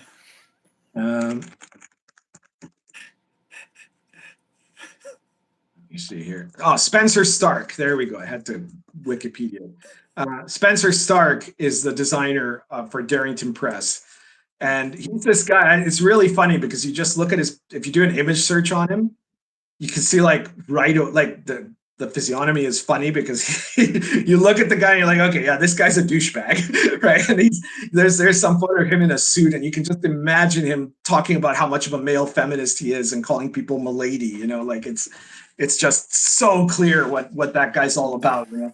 But what he's not about is knowing how to design games, you know, like it's very obvious, and it's just so sad how he's managed to produce 2 of the most awful games I've seen in a long time in a very short time, you know. It's really funny. Frank Destrosa says, I read the 5e books because you were the consultant, and they are well written, but the art is crap, and Tieflings and Dragonborn I would axe immediately. Well, you know, I was trying to push for 5e, the core version of 5e, just using like the core races, like human, elf, dwarf, and halfling. But then having a whole bunch of other races, more than just Tiefling and Dragonborn, as like optional races that would be presented maybe in the monster manual or something. But that was not an idea that ended up being run with. And I guess, I mean, in a sense, given how many people liked playing Tieflings and Dragonborn, maybe I was wrong. I don't know. Durender says, question for Pundit. Since you've mentioned Baptism of Fire, do you have a take on how you would run pagan clerics as a faction? I just started Social Encounters, by the way. Well, thank you for getting Social Encounters. In Baptism of Fire, and in fact, like in Baptism of Fire, first of all, I don't have clerics anymore. Baptism of Fire is both a rule book and a setting book, which is different than anything I've done before, because I did Lion and Dragon as a rule book, and then I did like Albion and Sword and Caravan as a setting book. In Baptism of Fire, you get complete rules and the complete setting, which is part of why it's such a big book. And the rules are Lion and Dragon. slightly modified to fit the early Middle Ages instead of the late Middle Ages. And then I've added some of the material from like the Old School Companion and Pundit Presents to make like it's like an expanded edition. Like it's got the expanded critical tables. It's got some of the magic items from those books. It's got some other rules from those books. But the biggest change, the one really big change I did, was I removed the cleric, because the cleric was really the least medieval authentic thing in Lion and Dragon. I had kept the cleric because it's a class from D&D, but I was basically, for a long time, I've been kind of unhappy with using cleric as a class because it doesn't really reflect the medieval concept very well. And what I did is I split that into two different classes. The Holy Man, which is like, the saint, right? Like Francis of Assisi or Saint Adalbert or whatever, the guy who is not a fighter, but is a man of God, and he has miraculous powers, right? That's one side. And then the other side is the Holy Warrior, who is a guy who is a devout Christian warrior that also can have certain miracles, but the miracles are different. They're mostly focused on increasing his ability in combat, either to defeat enemies of God or to protect the faithful. There's now two religious classes in the game, and that's much better reflective of, like, on the one side you have the religious knight, and on the other side you have the saint, right? The Christian saint. Right. But as far as pagans are concerned, like, I made it a point that there isn't exactly, like, the pagan priesthood are actually a type of magician class, and in the book you get in Appendix 1 of the book, I believe, if I'm not mistaken, you get the pagan wizard class, which then has sub options for playing the a pagan magician, or a pagan priest or shaman, or a witch. Any of those are there as I'm trying to look it up here, but I don't have it. Oh wait, I just passed it there a second ago. No, I've lost it again. All right, but anyways, it's so, like, I decided that the pagans, because, like, pagan priestly roles are somewhat different from Christian ones. That what they do is they have certain powers that are based on the connection to nature spirits or to things like that, or special techniques that are specific to specific religions of paganism. Just try to look it up here.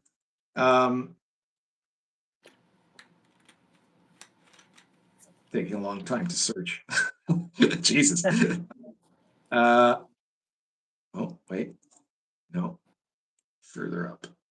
Now I've got the version I'm working with does not have an index, so like a HTML index. So this is a.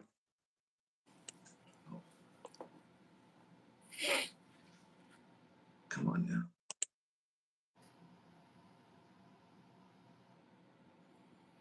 Damn it. No, I can't seem to get to it. All right. So I'm going to try to give some examples here if I can find the damn page. All right. So there's a large section on Slavic paganism in the book that details all the different Slavic gods. Not Appendix 1. It is a later appendix. Appendix 1 is the encounter tables. Appendix, still on Appendix 1 here. It's a big appendix. Appendix 2 is monster tables by region.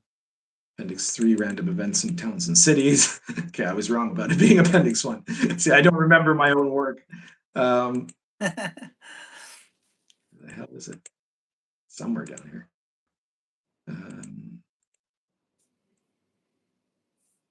Oh, there it is. Okay, Appendix 4, Pagan, Magician, Shaman, Witch class. Okay, so this is a class that is, it depended on the campaign that you're running. If you're running, because kind of the default campaign is that your characters are all Polish Christians, but you could certainly run a campaign where there are Polish pagans.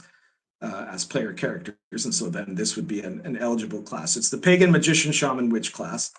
And the different groups get different special abilities, right? So like if you're a priest of Svarog, you can create these magical swords because he's kind of the a blacksmith god, so to say, right? He's the smith of weapons, which is a very common thing in Northern European paganism, that are like swords that can damage supernatural creatures. Right. Priests of Joanna can create something called a thunder candle, which is really a remarkable object. It's this big candle that that you're bound to it, and if the candle ever burns all the way down, you die, right? But when the candle is lit, if there are certain types of dangerous animals or monsters nearby, the candle's flame will erupt into like this sword of flame that you can then use to attack opponents with. Priests of Marzana, who is a death goddess, will have the power to separate from their bodies and travel, in the astral plane, so to say. And then you have like certain types of shamans that have certain forms of magic. You have these another priestly sort of shaman class that can contact the spirits of the dead. Then you have like Kresniks, which are not priests, but they're actually like pagan monster hunters that have the ability to transfer their consciousness into animals. Witches can gain familiars. So there's different powers depending on what type of pagan priest or magician or witch you are. So that's how I do it. I decided, because this is kind of also following with the format that I used in Dark Albion and in Lion and Dragon, that clerics are basically the holy men of the Judeo-Christian gods, so to say, and like in Sword and Caravan, I have the Sufi class, which are also a type of holy man and have special powers, but they're different powers, because it's a different class, right? So that's how I did it. Like I think that it's because also different pagan clerics or different pagan priests do different things, and there's pagan priests and pagan wizards and pagan witches, and all of them do similar types of magic, but then they also have particular abilities that I figured it was better to treat them as a magician class, which I've basically done for any kind of pagans in any of my historical settings. Yeah. I was gonna tell you, I know you're not into video games, but there's one video game you might want to just take a look at. I don't know if you've heard of it. It's called I think Kingdom Come, and it's a I haven't heard of it. Yeah. Okay, it's pretty. Yeah, it came out very close. Sorry, go ahead. No, I was just gonna say that I as a historian, I think from what I played it for about maybe 30 hours. It's a hard game to learn. Like you kind of have to dedicate some time to it, and that was my biggest problem. It was just at the time I was so busy and it was hard, but I wanted to get really into that game, and because it was so authentic. It seemed. I mean, I'm not a historian, but it definitely could tell. In medieval Hungary. Yeah, they really did their homework. At least like as a layman seeing it, like it seemed like they did. And you probably would. Some of the things they say and do, you just don't hear them say that anymore, which is kind of funny. Whenever I read your books and you take that historical view, you're like, whoa, it's like shocking, But it has that same kind of feel to it, and it's pretty realistic. You can't just run around and kill everybody. It's not that easy. You get wiped out pretty quick if you don't figure out how to use your sword. But yeah, it's interesting because that game came out around the time that Lion and Dragon came out. And it's another one of these things that are like, oh, this is like Kingdom Come. Like, it's so funny because I don't do any video games, but these things keep happening kind of by coincidence. So that's how I knew about it. Yeah, it's a fun game. It was really cool, but I keep telling Angry myself Pickle says I like. Yeah. Angry Pickle says, I like to use strength for intimidation. Well, sometimes that's applicable, right? And that sort of thing is something, the sort of thing that gets kind of covered in intimidation in social encounters.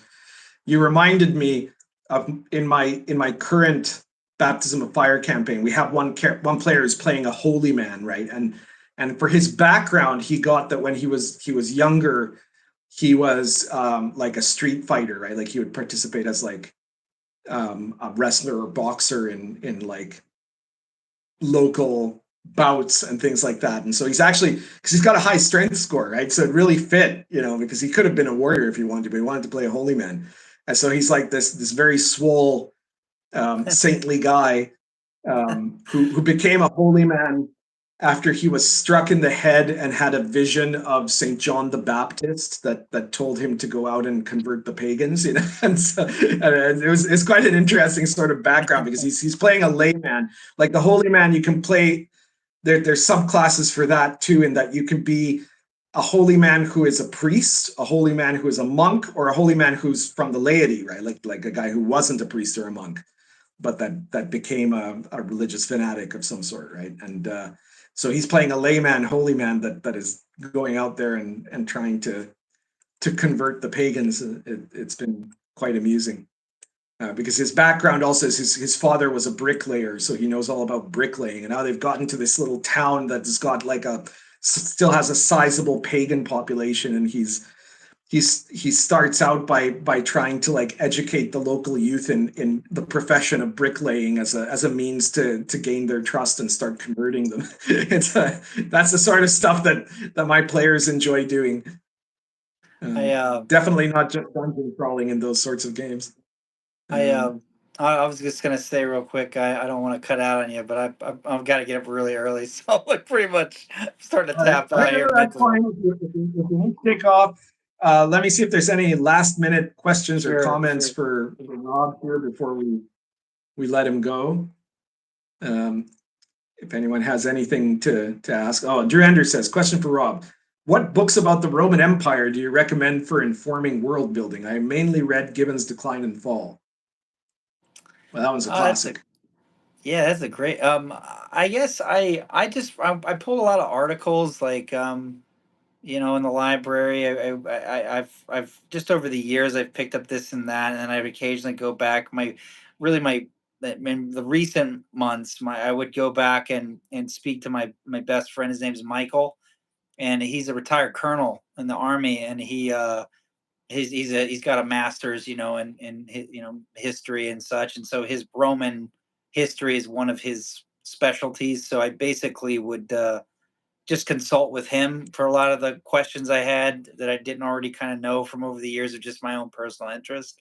So really, that was a lot of things. If I didn't have time to talk to him or whatnot, I would just kind of consult the internet or library, through my university system and just pull up stuff and just kind of go for it. So it was just like fact checks real quick, like, well, how'd they do this again, and what was the thing, and what they call it, and how do I want to use that, or do I want to go exactly with it, or break off. But I would say that's it. I've read a lot of books just over the years, and I don't remember them all now. It's been so long, but probably not very helpful to you. But just get a friend who's a Roman historian, and then go pick his brain. It's basically always a good strategy. So sounds good. Martin Bowen says, thanks for being awesome, Rob. I appreciate your TTRPG service. Thank you, Martin. Don Pelayo asks, is there no extra drive-through cost for the premium edition of Forbidden North, just the $99 plus shipping and handling? Is that correct? Yeah, those are going to be offset run, so that's the price for that is packaged into that. So yeah, you're just getting the two books through R.R. Donnelley is the company I'm going to use for publishing. They've got a printing warehouse in Maryland, south of DC. I live in Delaware, so I can kind of take the back roads over the bridge there and off the eastern shore and kind of cut over and be there in about 2 hours. So they're going to do it, and I've been going over there a few times now and basically meeting with them and toured the plant. But yeah, the $99 includes both books, and packages all that in there, and the shipping's already kind of factored in, and it'll stay the same even if the world goes crazy. So I'll just, like I joke around the thing, I'll eat it like a Five Guys cheeseburger, which I really love, by the way. So, you ever want to go get a Five Guys cheeseburger, let me know if you're in the area, Delaware. Anyway, Calvinoni asks, does Rob like using miniatures in games? I used to have a sizable collection of them.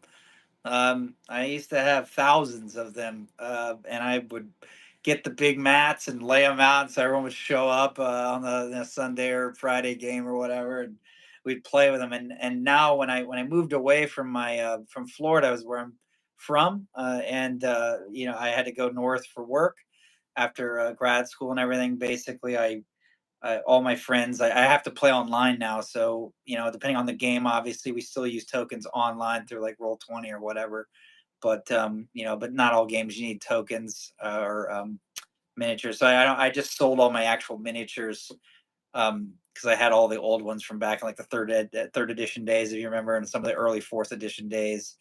But I sold them all. I offloaded them. So, but I do enjoy it. But I think there's some games where they get in the way, you know. Like I was playing Walking Dead RPG, and it was way better without. You wouldn't want to use. You wanted like a map real quick, like to kind of tell zombies over here coming, whatever. But like you wouldn't want to like play with them. But I do like the tactical aspect of D&D. I've always enjoyed that, as long as it's not too much crunch. Obviously, like I do enjoy that. I think it just helps players kind of visualize where they're at. But there are times when theater of the mind to me seems like a fun way to go instead. So, it just depends on what you're doing. Probably like I've answer always been a theater of the mind guy myself. Yeah, But it's fun. all right, well, thank you very much for coming. Later on, if you want to guest star on Inappropriate Characters, let me know, and we'll probably let you come on there too. But yeah, it's been great having you here, and thanks for staying a bit extra. No, I really appreciate you having me on, and of course for reviewing the book. It's been a privilege and an honor. I really enjoyed our discussion, and yeah, if you ever want to have me on again, happy to come on and chat and shoot the breeze, man. Great. All right. Well, I hope that you'll get a few more people on the Kickstarter after this. And congratulations on how well you're doing so far.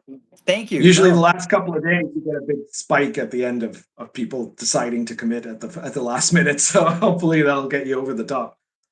I'm excited. I really hope it's got good things in the store, and if I can pull it off, maybe October is the next one, and we wrap it up by the beginning of summer at the latest of 2025. So I might beat the 5.5 E Monster Man or DMG or whatever, since they keep Yeah. pushing We'll it probably have back. it out before Wizards has its stuff out. Yeah, Yeah. they got a whole team too. What the hell? All right. Well, thank you for coming. I think you have to log yourself out here because I don't see anything about logging you out from my end. So Pundit, I want you to. go I want for you to it. kick. You have to kick me out. I don't know how to. I'm so technologically illiterate. I couldn't do it. If you can't figure out how to get off this stream, It's you're in over. I'm trouble. staying. You have a great night. All right. All right. Take care. Take care, bud. Okay. And now it's just me, but I'll finish answering some of your questions here.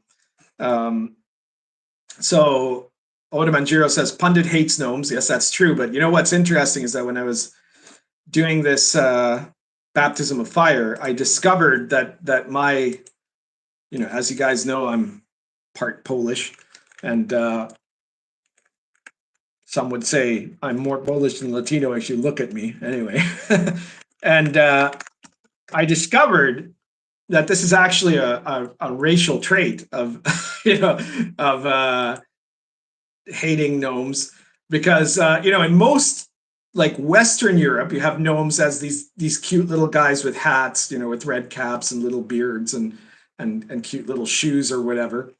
But in the Polish lexicon of monsters, so to say, the the gnomes are called nomi, and they're these very squat, pale-skinned, bone-thin monsters that attack you in the night, and they're actually like incredibly dangerous, right? Like their bite can cause you a terrible wasting disease that'll kill you slowly if they don't manage to murder you at the time, you know. And it's like, you know, they're really horrific monsters, you know. So I was like so pleased when I saw that, because it explains why I've always hated gnomes, you know, and I never knew why, but now I know, you know, like it's instinctual, you know, it's a race memory. Shark says in Baptism Fire, do you have special rules for Druzhina? Well, the Druzhina was a term for basically the war band of a noble.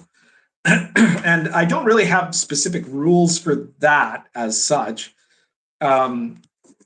except in the sense that in the appendix, in one of the appendixes of Baptism of Fire, there are rules for domain management. Okay, and in the domain management, it establishes that, you know, if you're running a domain, you have to have land, you have to have peasants, and you have to have retainers, right? Which is essentially your Druzhina. And the Druzhina is a combination of headmen from the peasantry and then men at arms, and they're quite important if you're running a domain with those rules, because their loyalty to you will affect your ability to do almost anything, right? Because when we're talking about the early medieval period, because, you know, I had like a domain management system in Dark Albion, right, which was reprinted in a slightly modified way in the Old School Companion, but that one was one that I thought was very suitable for like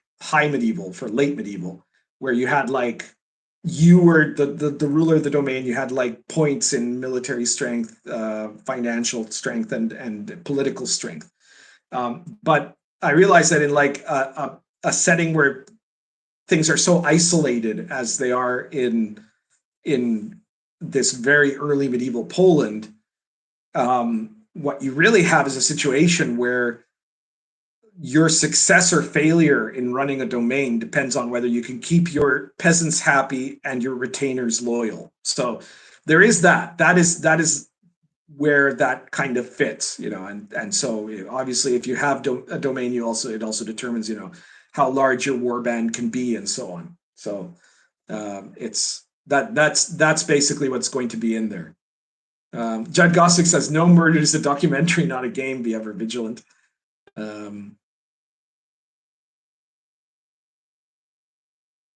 Silvar Ogre says, "Francis was a knight who sold his horse and armor after getting sick before a campaign." But that's not technically correct. I mean, he was never really a knight. He was kind of the spoiled son of a merchant who wanted to go out on crusade, right? So he probably had an ambition of becoming a knight, but he never was a knight. He was never, in any context, a real knight. He was a guy who, you know, he might have become a knight if he didn't have his, you know, religious experience, as you say. So yeah.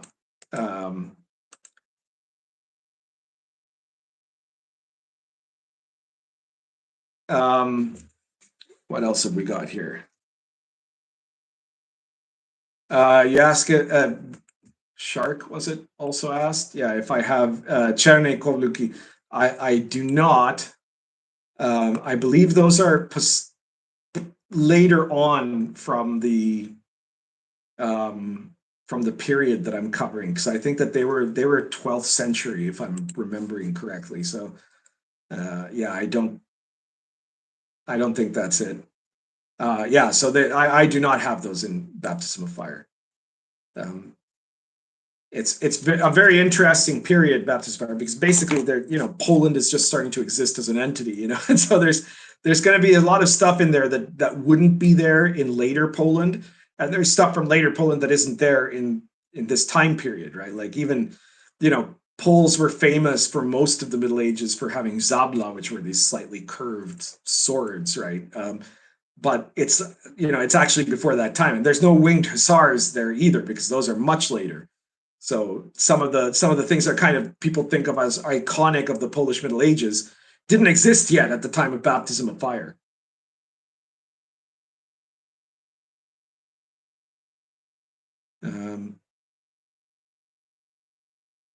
Steambub says, which classes would be authentic to take for Lion and Dragon? I don't quite understand what your question is there. So you're going to have to explain yourself, Steambub, because I'm not sure what you're asking. I'm sorry.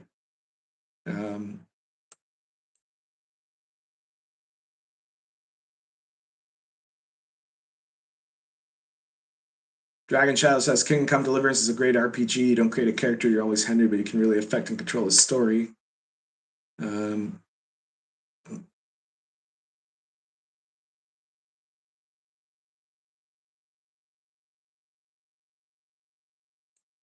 more stuff about Kingdom Come there. I'm just trying to catch up here. Calvin Only says, I contacted Double D about, I'm guessing about having Rob as a guest. That would probably be a very good guest to have, yeah. I think he was, I'd never interacted with him outside of text, so I wasn't sure how he was going to be, but he turned out to be a really great guest, I think. It looks like all of you are in agreement with that. Shark says, I see Awesome Pundit, the Black Hat Cossacks roam parts of Poland, Ukraine, and Russia. Yeah, I know a little bit about that, but it's after this time period, unless I'm very much mistaken.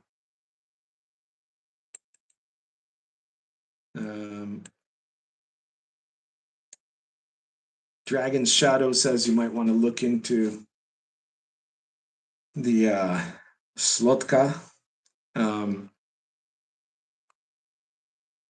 I don't have anything about them in Baptism of Fire. I'm guessing they're probably something later.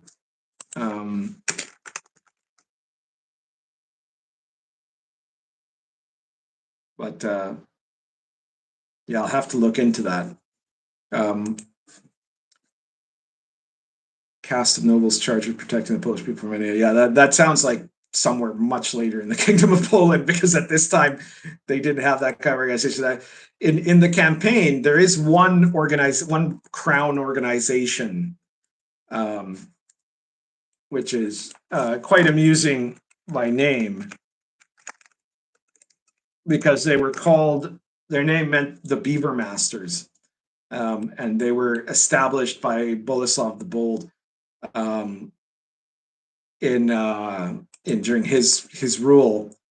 And the reason they have that name is because their original mandate was to prevent commoners from poaching beavers, because apparently they were poaching so many beavers that they were dying out, and they realized that was a problem.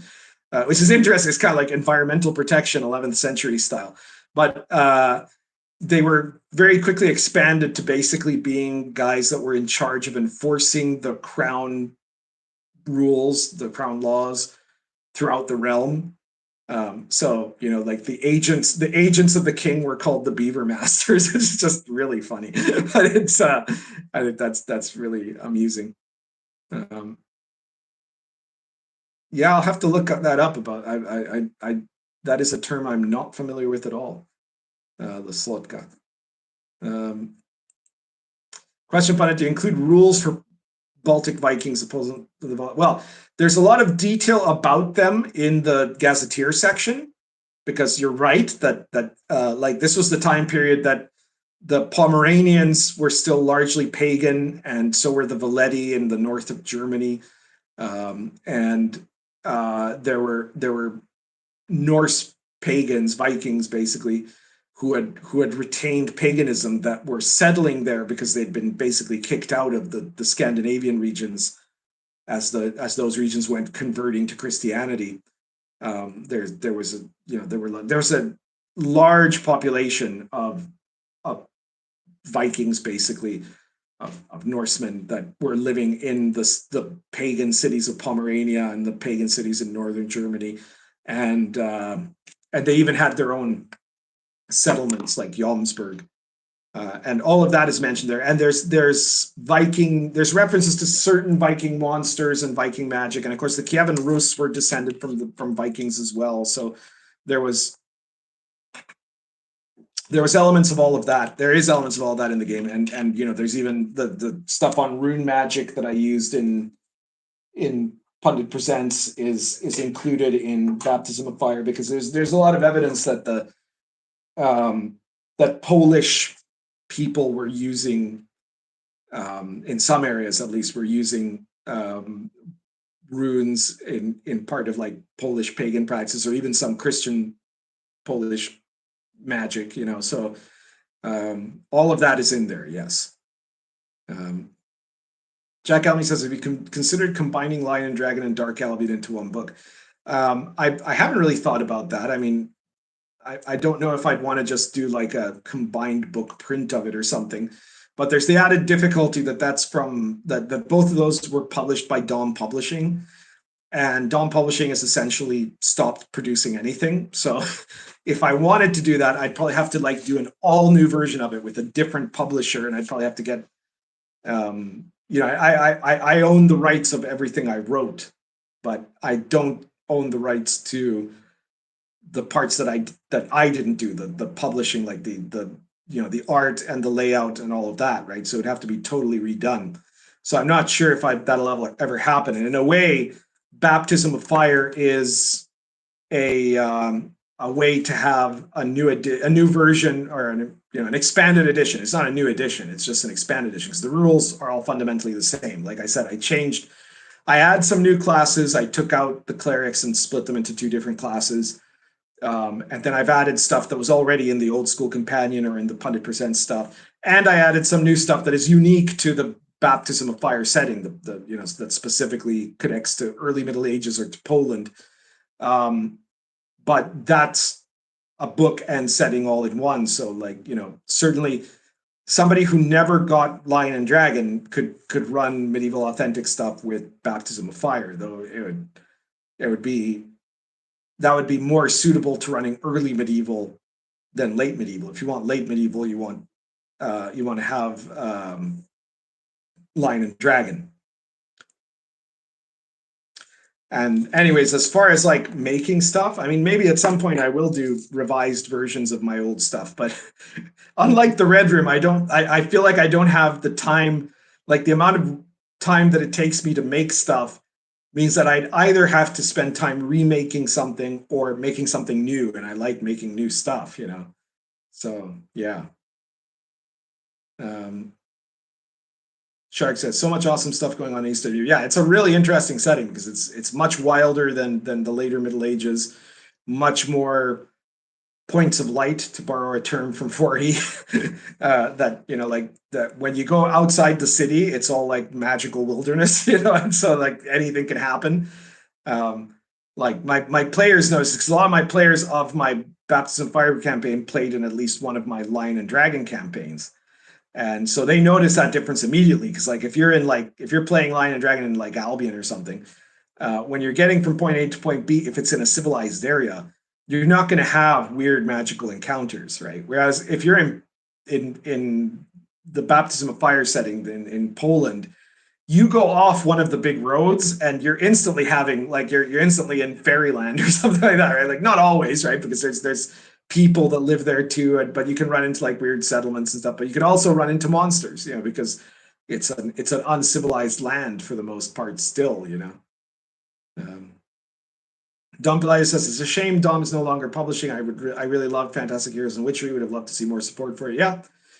I mean, I agree that it's a shame, but you know, he's had other stuff that he's wanting to do, I guess, and of course, the products are still there, thank goodness. So that's important. That you know, you can still get those things there. So that's good.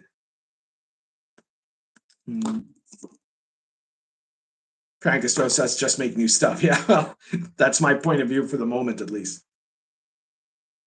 I mean, if one of my publishers said to me, like, oh, I want to make a new version of, I don't know, World of the Lost Sun or something like that, maybe I'd get on board with that, you know, but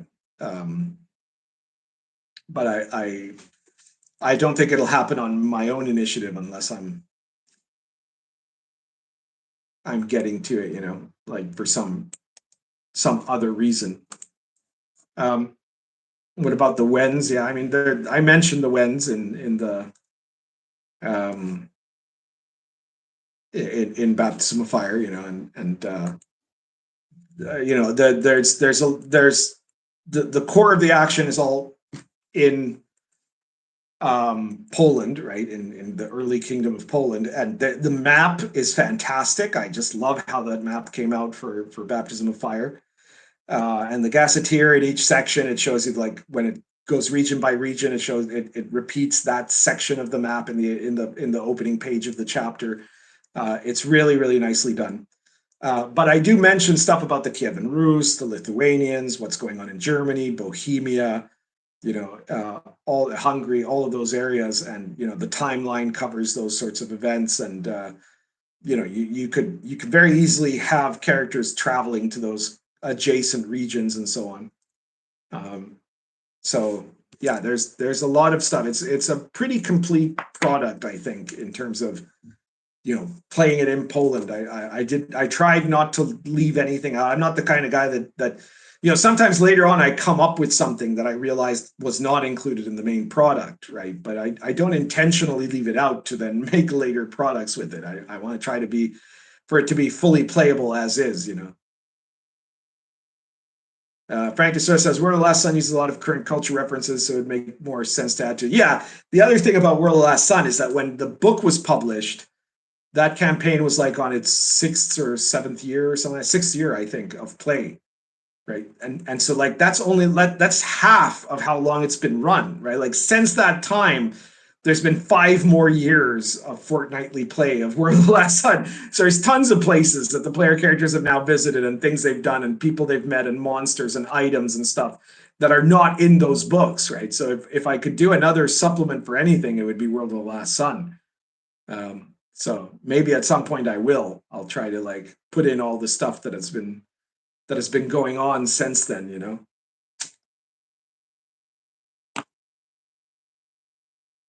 I mean, to give you an example, in World of the Last Sun, in the section on the city of Lol, you know, when I first presented the city of Lol, it was a city that was intact. It had its problems, it was intact. Then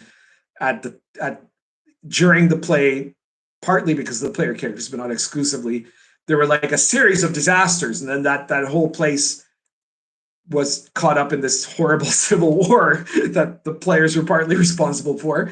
And when I published the book, it was in that period, right? So in the World of the Last Sun book, it shows the city of Lol in the middle of this horrific, you know, Lebanon-esque civil war. But now the civil war is over. It just ended, like, this last year in the campaign, right? In the last, like, I mean, in our real last year, like in 2023, because the player characters ended up realizing that they not so much because they were, like, perturbed by the disaster, but more so because they had their own reasons for wanting to put the city right, you know. So, like, they ended up helping. They weren't the only reason, but again, but they were then instrumental for cleaning up their mess only like 5 years later, you know.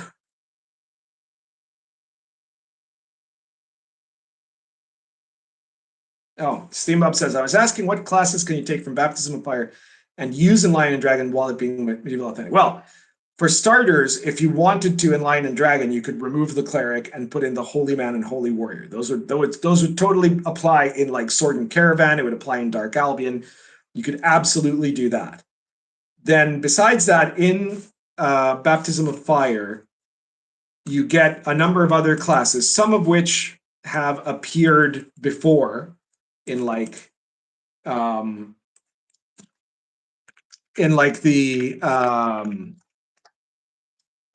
Old School Companion 1, you know.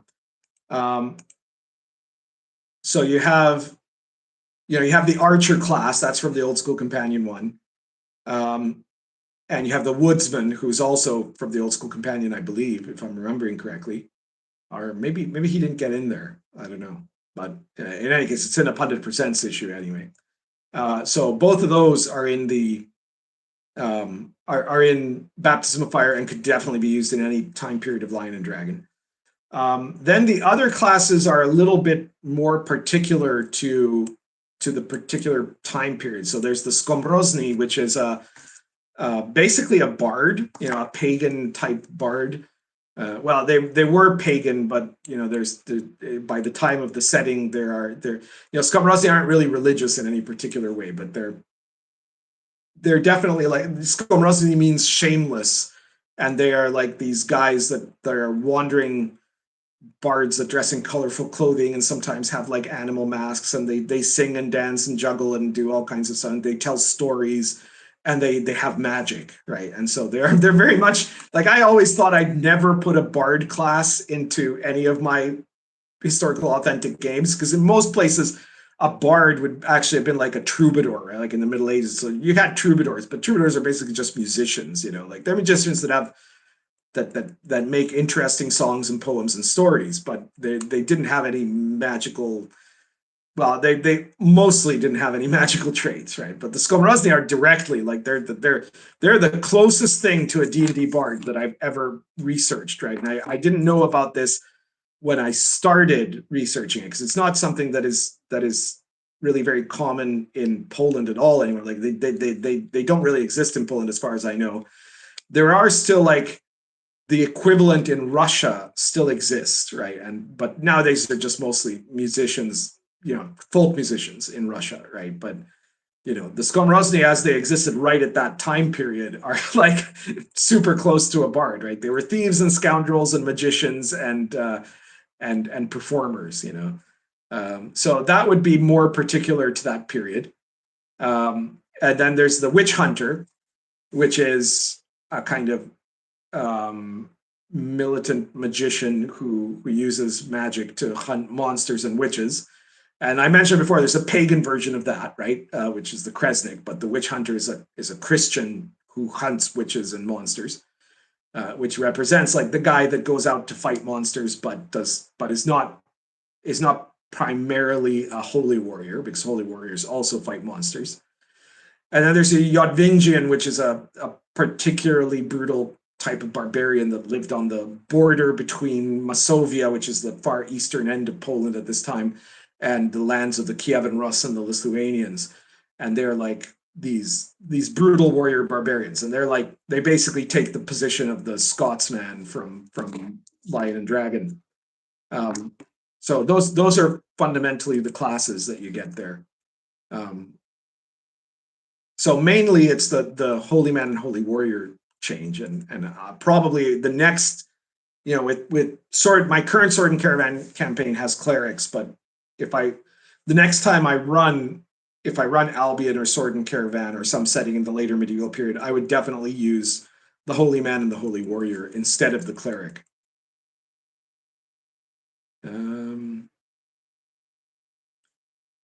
What else have we got here?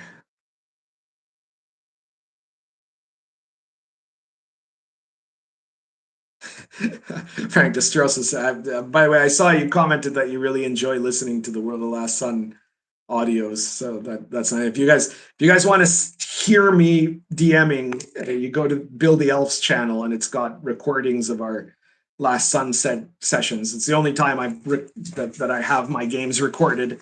It's audio only, basically, but it's a barrel of laughs, you know, because our Last Sun campaign is usually pretty hilarious. I've never laughed so much during a game as I have in basically all of my Last Sun games.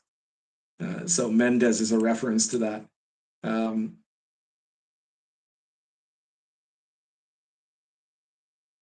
Calvin I says, I don't care for bards for a PC. Well, I don't either, because they're definitely, you know, as a rule, the bard as it appears in D&D is not in any way historic, right? But they're annoying as a rule, but you know, the Skomorosny really is the closest thing to a D&D bard. So when I said, well, I have to have that in there, you know, like it's and it's, you know, maybe it's just because it's historically authentic, but I think it's the coolest version of a bard I've ever seen too.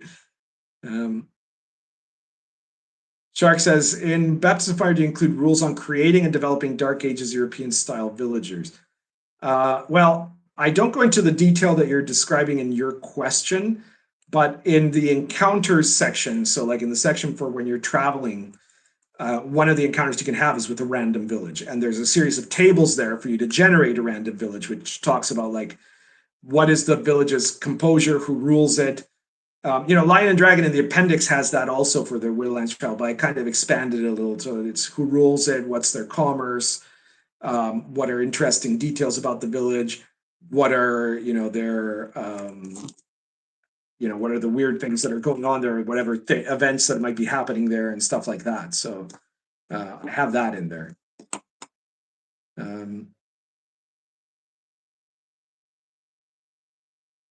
Dragon Shadow, yes, the channel is still called Bill the Elf. Thanks, Joe says your voice acting is impressive, Pundit. Kudos. Yeah, I could give Matt Mercer a run for his money there for sure as a voice actor. Starlaw says home, eating some sausage, drinking some honeymead, and listening to some cool history.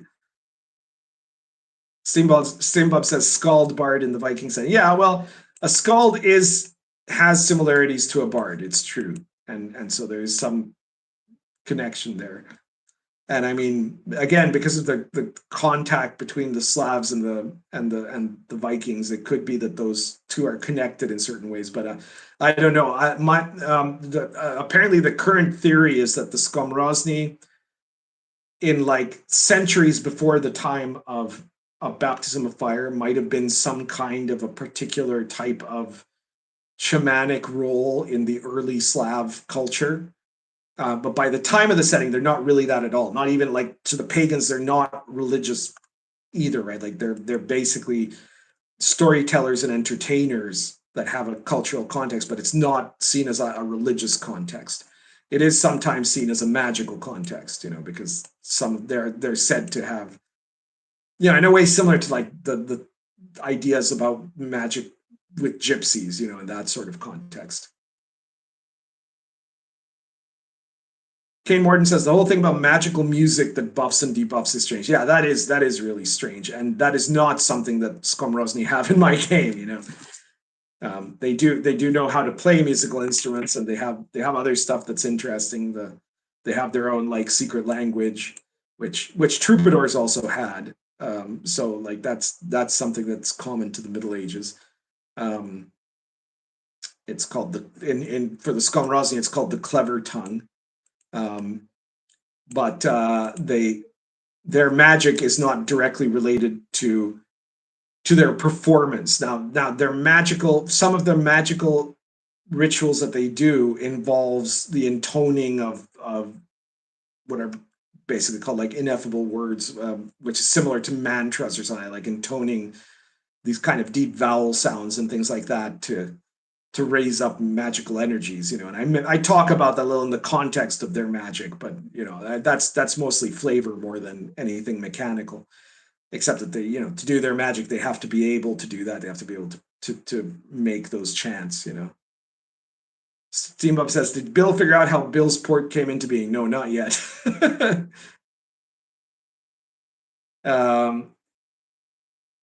Shark goes, what about details of Baba Yaga and the giant chicken house? Well, the Polish version of Baba Yaga was called Jedza, and she is detailed as a monster / nemesis in the monster section. And there's a lot of similarity there between like because the Baba Yaga of D&D is a somewhat modified version of the Russian version of Baba Yaga. But yes, the chicken house is a thing. It's there, and the some of the characteristics of Jedza are a bit different. The stats are a bit different, but so if you encounter her in a Baptism of Fire campaign, you'll immediately realize that Jedza is Baba Yaga. So it's the same. It's the same. It's a cultural variation of the same monster. Yeah, that is going to be in there. All right. So, any other questions? Anything else we want to talk about? We are now almost at 4 hours after all, so it looks like we've run another very long chat here. We still have a lot of people watching though. So if you guys have any other questions for me or anything else you want to comment on before we close up, let me know. I think this has been a very good live stream. I'm glad I decided to jump on it. Today was free. Nowadays, my Mondays are no longer free, so expect that when I do live streams, it'll probably be on a Sunday night like tonight. Judd Gossick says, anything forthcoming for Invisible College? Well, funny you should say that. I'll take advantage of this to make a quick shill for my Pundit files, which you can only get at the Red Room store. The link is in the description of this live stream right now, the Pundit files. The current issue is issue number 8, Magic of the Kunlun Mountains. But very soon, possibly the next issue, I believe, is going to be an Invisible College book. It's the Invisible College 1930s campaign. So it's the largest Pundit files I've written so far. It's, I think, 21 pages or something around there. And it is a guide to running an Invisible College campaign in the interwar years, specifically in the 1930s, 1934 to 39 being the main, what it's mainly made for. So yes, that is going to be coming out very soon. It'll either be issue 9 or issue 10. I'm not totally sure, but it'll be one of the two. And it'll be full of interesting details for how to modify the Invisible College game for running a game in the 1930s. It'll have a complete timeline of the 30s, including like historical events and weird events. It tells you about what the different occult groups from the Invisible College from the Invisible College book are doing in the 1930s, the ones that exist anyway. It has it has a different magical practice. It has details on a couple of groups and some other weirdnesses that were from the 1930s that wouldn't really have been around in the present. So yeah, there's going to be another Invisible College supplement coming out right away as part of the Pundit files, and like all the other Pundit files, it'll cost about $3.50. So if you can get me $3.50, you can get an issue of the Pundit files. Check them out, buy them all. The current one, Kunlun Mountains, is a great book too. It's got like 20 different magical rituals from the Tibetan tradition that are like really out of sight. They're totally crazy. And you know, we think of the Tibetans nowadays as like these peaceful little meditating monks, right? But in the 12th and 13th century, they were known as wizards. You know, like a couple of centuries earlier, they were conquerors. They had conquered a region of the Silk Road. They're no longer in control of that region by the time of the setting. But they are they're famous as magicians in the eastern part of the Silk Road, and so this is like magical rituals in the same style of some of the Pundit Presents issues that you could port into any OSR game because they're not D&D type spells, but they're rituals that you have to perform in a ritual manner, and they have some really crazy stuff in there. So be sure to check that out. Calvin says, thanks again, time for bed, got to work tomorrow. Thank you so much for being here, Cal, and for your moderation. Egarog says, do you have a Templar setting? Well, the Templars appear, obviously, in Sword and Caravan. And in Baptism of Fire, you get biographies of the masters of the Templar Order from the time period of Sword and Caravan. And yeah, so they're there in Sword and Caravan. They're part of the setting. But they're knights. They don't have any specifically special thing. I mean, there could be clerics connected to them and things like that, but for the most part, they're an order of knights. Jack Elmy says, glad I was able to catch the entire stream live for once. That's great. Number one of consequence says, I think Sundays are good on the off weeks from inappropriate characters. Yeah, that's probably what it's going to be. Maybe not every single time, but whenever I can, anyway. Moscow says, out of everything there is, what do you think is the most likely apocalypse to happen today? Well, I'm not sure. I think societal collapse is the most dangerous thing that we're potentially facing today in the West. It's not exactly apocalypse, but it would certainly feel like it to anyone who was in it.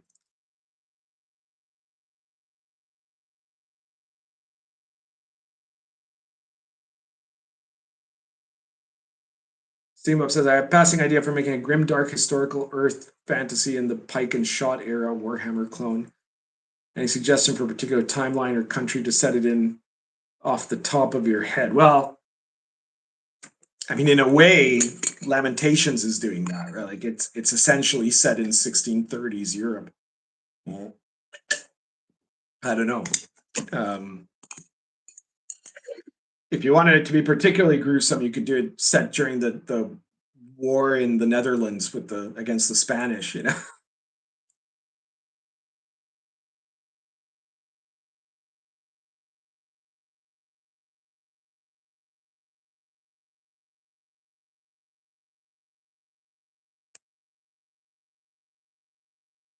Does Poland have Gamayun, the beautiful singing bird women of wisdom and mysteries? Well, there are a lot of different types of fairies in the Baptism of Fire book. I'm not familiar with that particular type, but there are fairies, some of whom are very beneficial and some of whom are incredibly dangerous.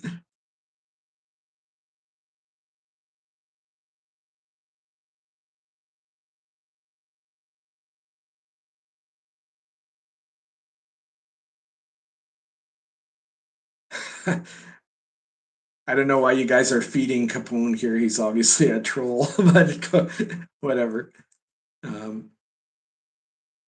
We're getting weird. It's very funny because I never used to have this. Never used to happen for me, but now, the last few live streams there have been like trolls showing up that just seem to be random trolls. Sometimes it used to be that you'd get like haters, right? Like pundit haters that are specifically trying to, I don't know, call me out for my alleged crimes against wokeness or something like that, but that doesn't seem to be what this is about. Frank Destrosa says, how would you recommend starting a setting for Star Adventure? I love Super Agent Cobra, wouldn't know how to adapt that. I'm not familiar with Super Agent Cobra, so I couldn't really tell you. I can tell you that Star Adventure, I designed it to have an OSR game that I was satisfied with for running a Star Wars campaign, right? So like that is the original default. Now, obviously, you could use Star Adventure to do a lot of other things. There was a supplement that someone created and put out on itch.io for running Star Adventure as basically a Mass Effect setting. I think it was Mass Effect, if I'm remembering correctly. And it's basically that setting with the serial number filed off. That I didn't have anything to do with that, but I read it and I thought it was quite good. But yeah, I'm not. I think there's a lot of stuff you could do to run with Star Adventure. Anything that is basically your kind of classic space opera would work. Steambump said Tibetan monks can self-immolate without moving a muscle. I can only imagine what their ancient predecessors could do. Well, you know, in the Pundit Files 8, I comment about how like the Liao, I think it was, they had was it the Liao? Yeah, I'm pretty sure it was Liao. Anyways, one of the eastern kingdoms of the Silk Road, the emperor of that kingdom had this renowned Tibetan wizard as his court wizard, basically. And when Genghis Khan came around to try to conquer them, it looked like all was lost until the wizard used a ritual that basically caused a flood to overrun the siege that Genghis was running, and so they had to withdraw. And then, like, you know, a couple of years later, they came back. They overran the country, and Genghis hired that wizard because he said this guy's good, right? And then he used him in his wars against the Jin Chinese, right? The northern Chinese emperor, and he was again famous for basically having outdone the Chinese wizards that were accompanying the Chinese army in magical combat and helping Genghis to rapidly conquer these enormous armies of Chinese soldiers.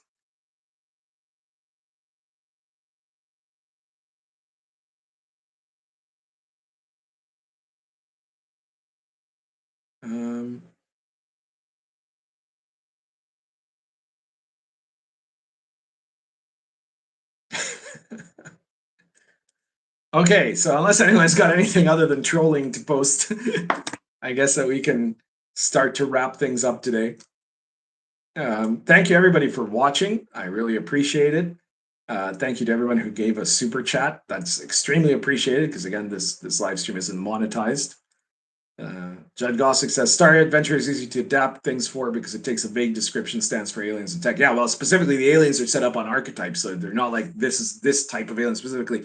Like, oh, it's not like this is the cat-like alien. No, this is the alien who is good at piloting. This is the intellectual alien. This is the alien that is a warrior type alien, and then you can make them look like whatever you want to, right? So it's set up to fit that way. Anyways, I appreciated all of you for showing up. I appreciate the super chats.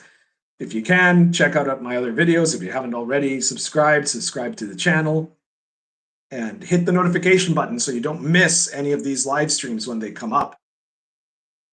Because, you know, sometimes even if you have hit the notification bell, I've heard people say that they don't get it on time or they don't get it at all. So, you know, check out my socials, specifically Twitter and the community posts that I put up on here to, besides putting pictures of Meatball on there, whenever I'm doing a live stream, I'll announce it probably the day before, so you can at least mark your calendars or something. And be sure to check out all my products. The links to all of my products are in the description below. I'm going to add to those the ones for the Kickstarter and the current Forbidden North Volume 1 from our guest. Yeah, be sure to check out all my games, and I'm sure you're going to find something. I've got so many products at this point. They're going to find something you like, whether it's medieval authentic or Gonzo or space opera like Star Adventure or occult modern like Invisible College. Check it all out, and especially check out the Pundit Files in the Red Room store. It's only available from the Red Room, and check out the other Red Room stuff while you're there. And remember, my Pundit Files are only $3.50. I hope to keep it that. I don't know. Inflation might get in the way of that, but at the moment, I'm very much enjoying the fact that they're $3.50. So, oh, someone mentioned Machinations of Space Prince. That's a really good OSR science fiction. It's by Grim Jim, and certainly I tried for sure that Star Adventure, Machinations of the Space Princess, and Stars Without Number would all, you know, mesh well together. Like, you can take stuff from any of those and put them into the other one, you know. So all three of them are very good products. Marianne Silviu Lordoc says the Meatball picks are very important. They are very important. Yeah, I know Meatball's a star here. I don't know where I think she's outside right now, probably looking for some cat to beat up. Okay, thank you guys so much. And well, I'll let you know the next time that I'm doing a live stream, but check out all my videos, and we will see you soon. Take care, guys.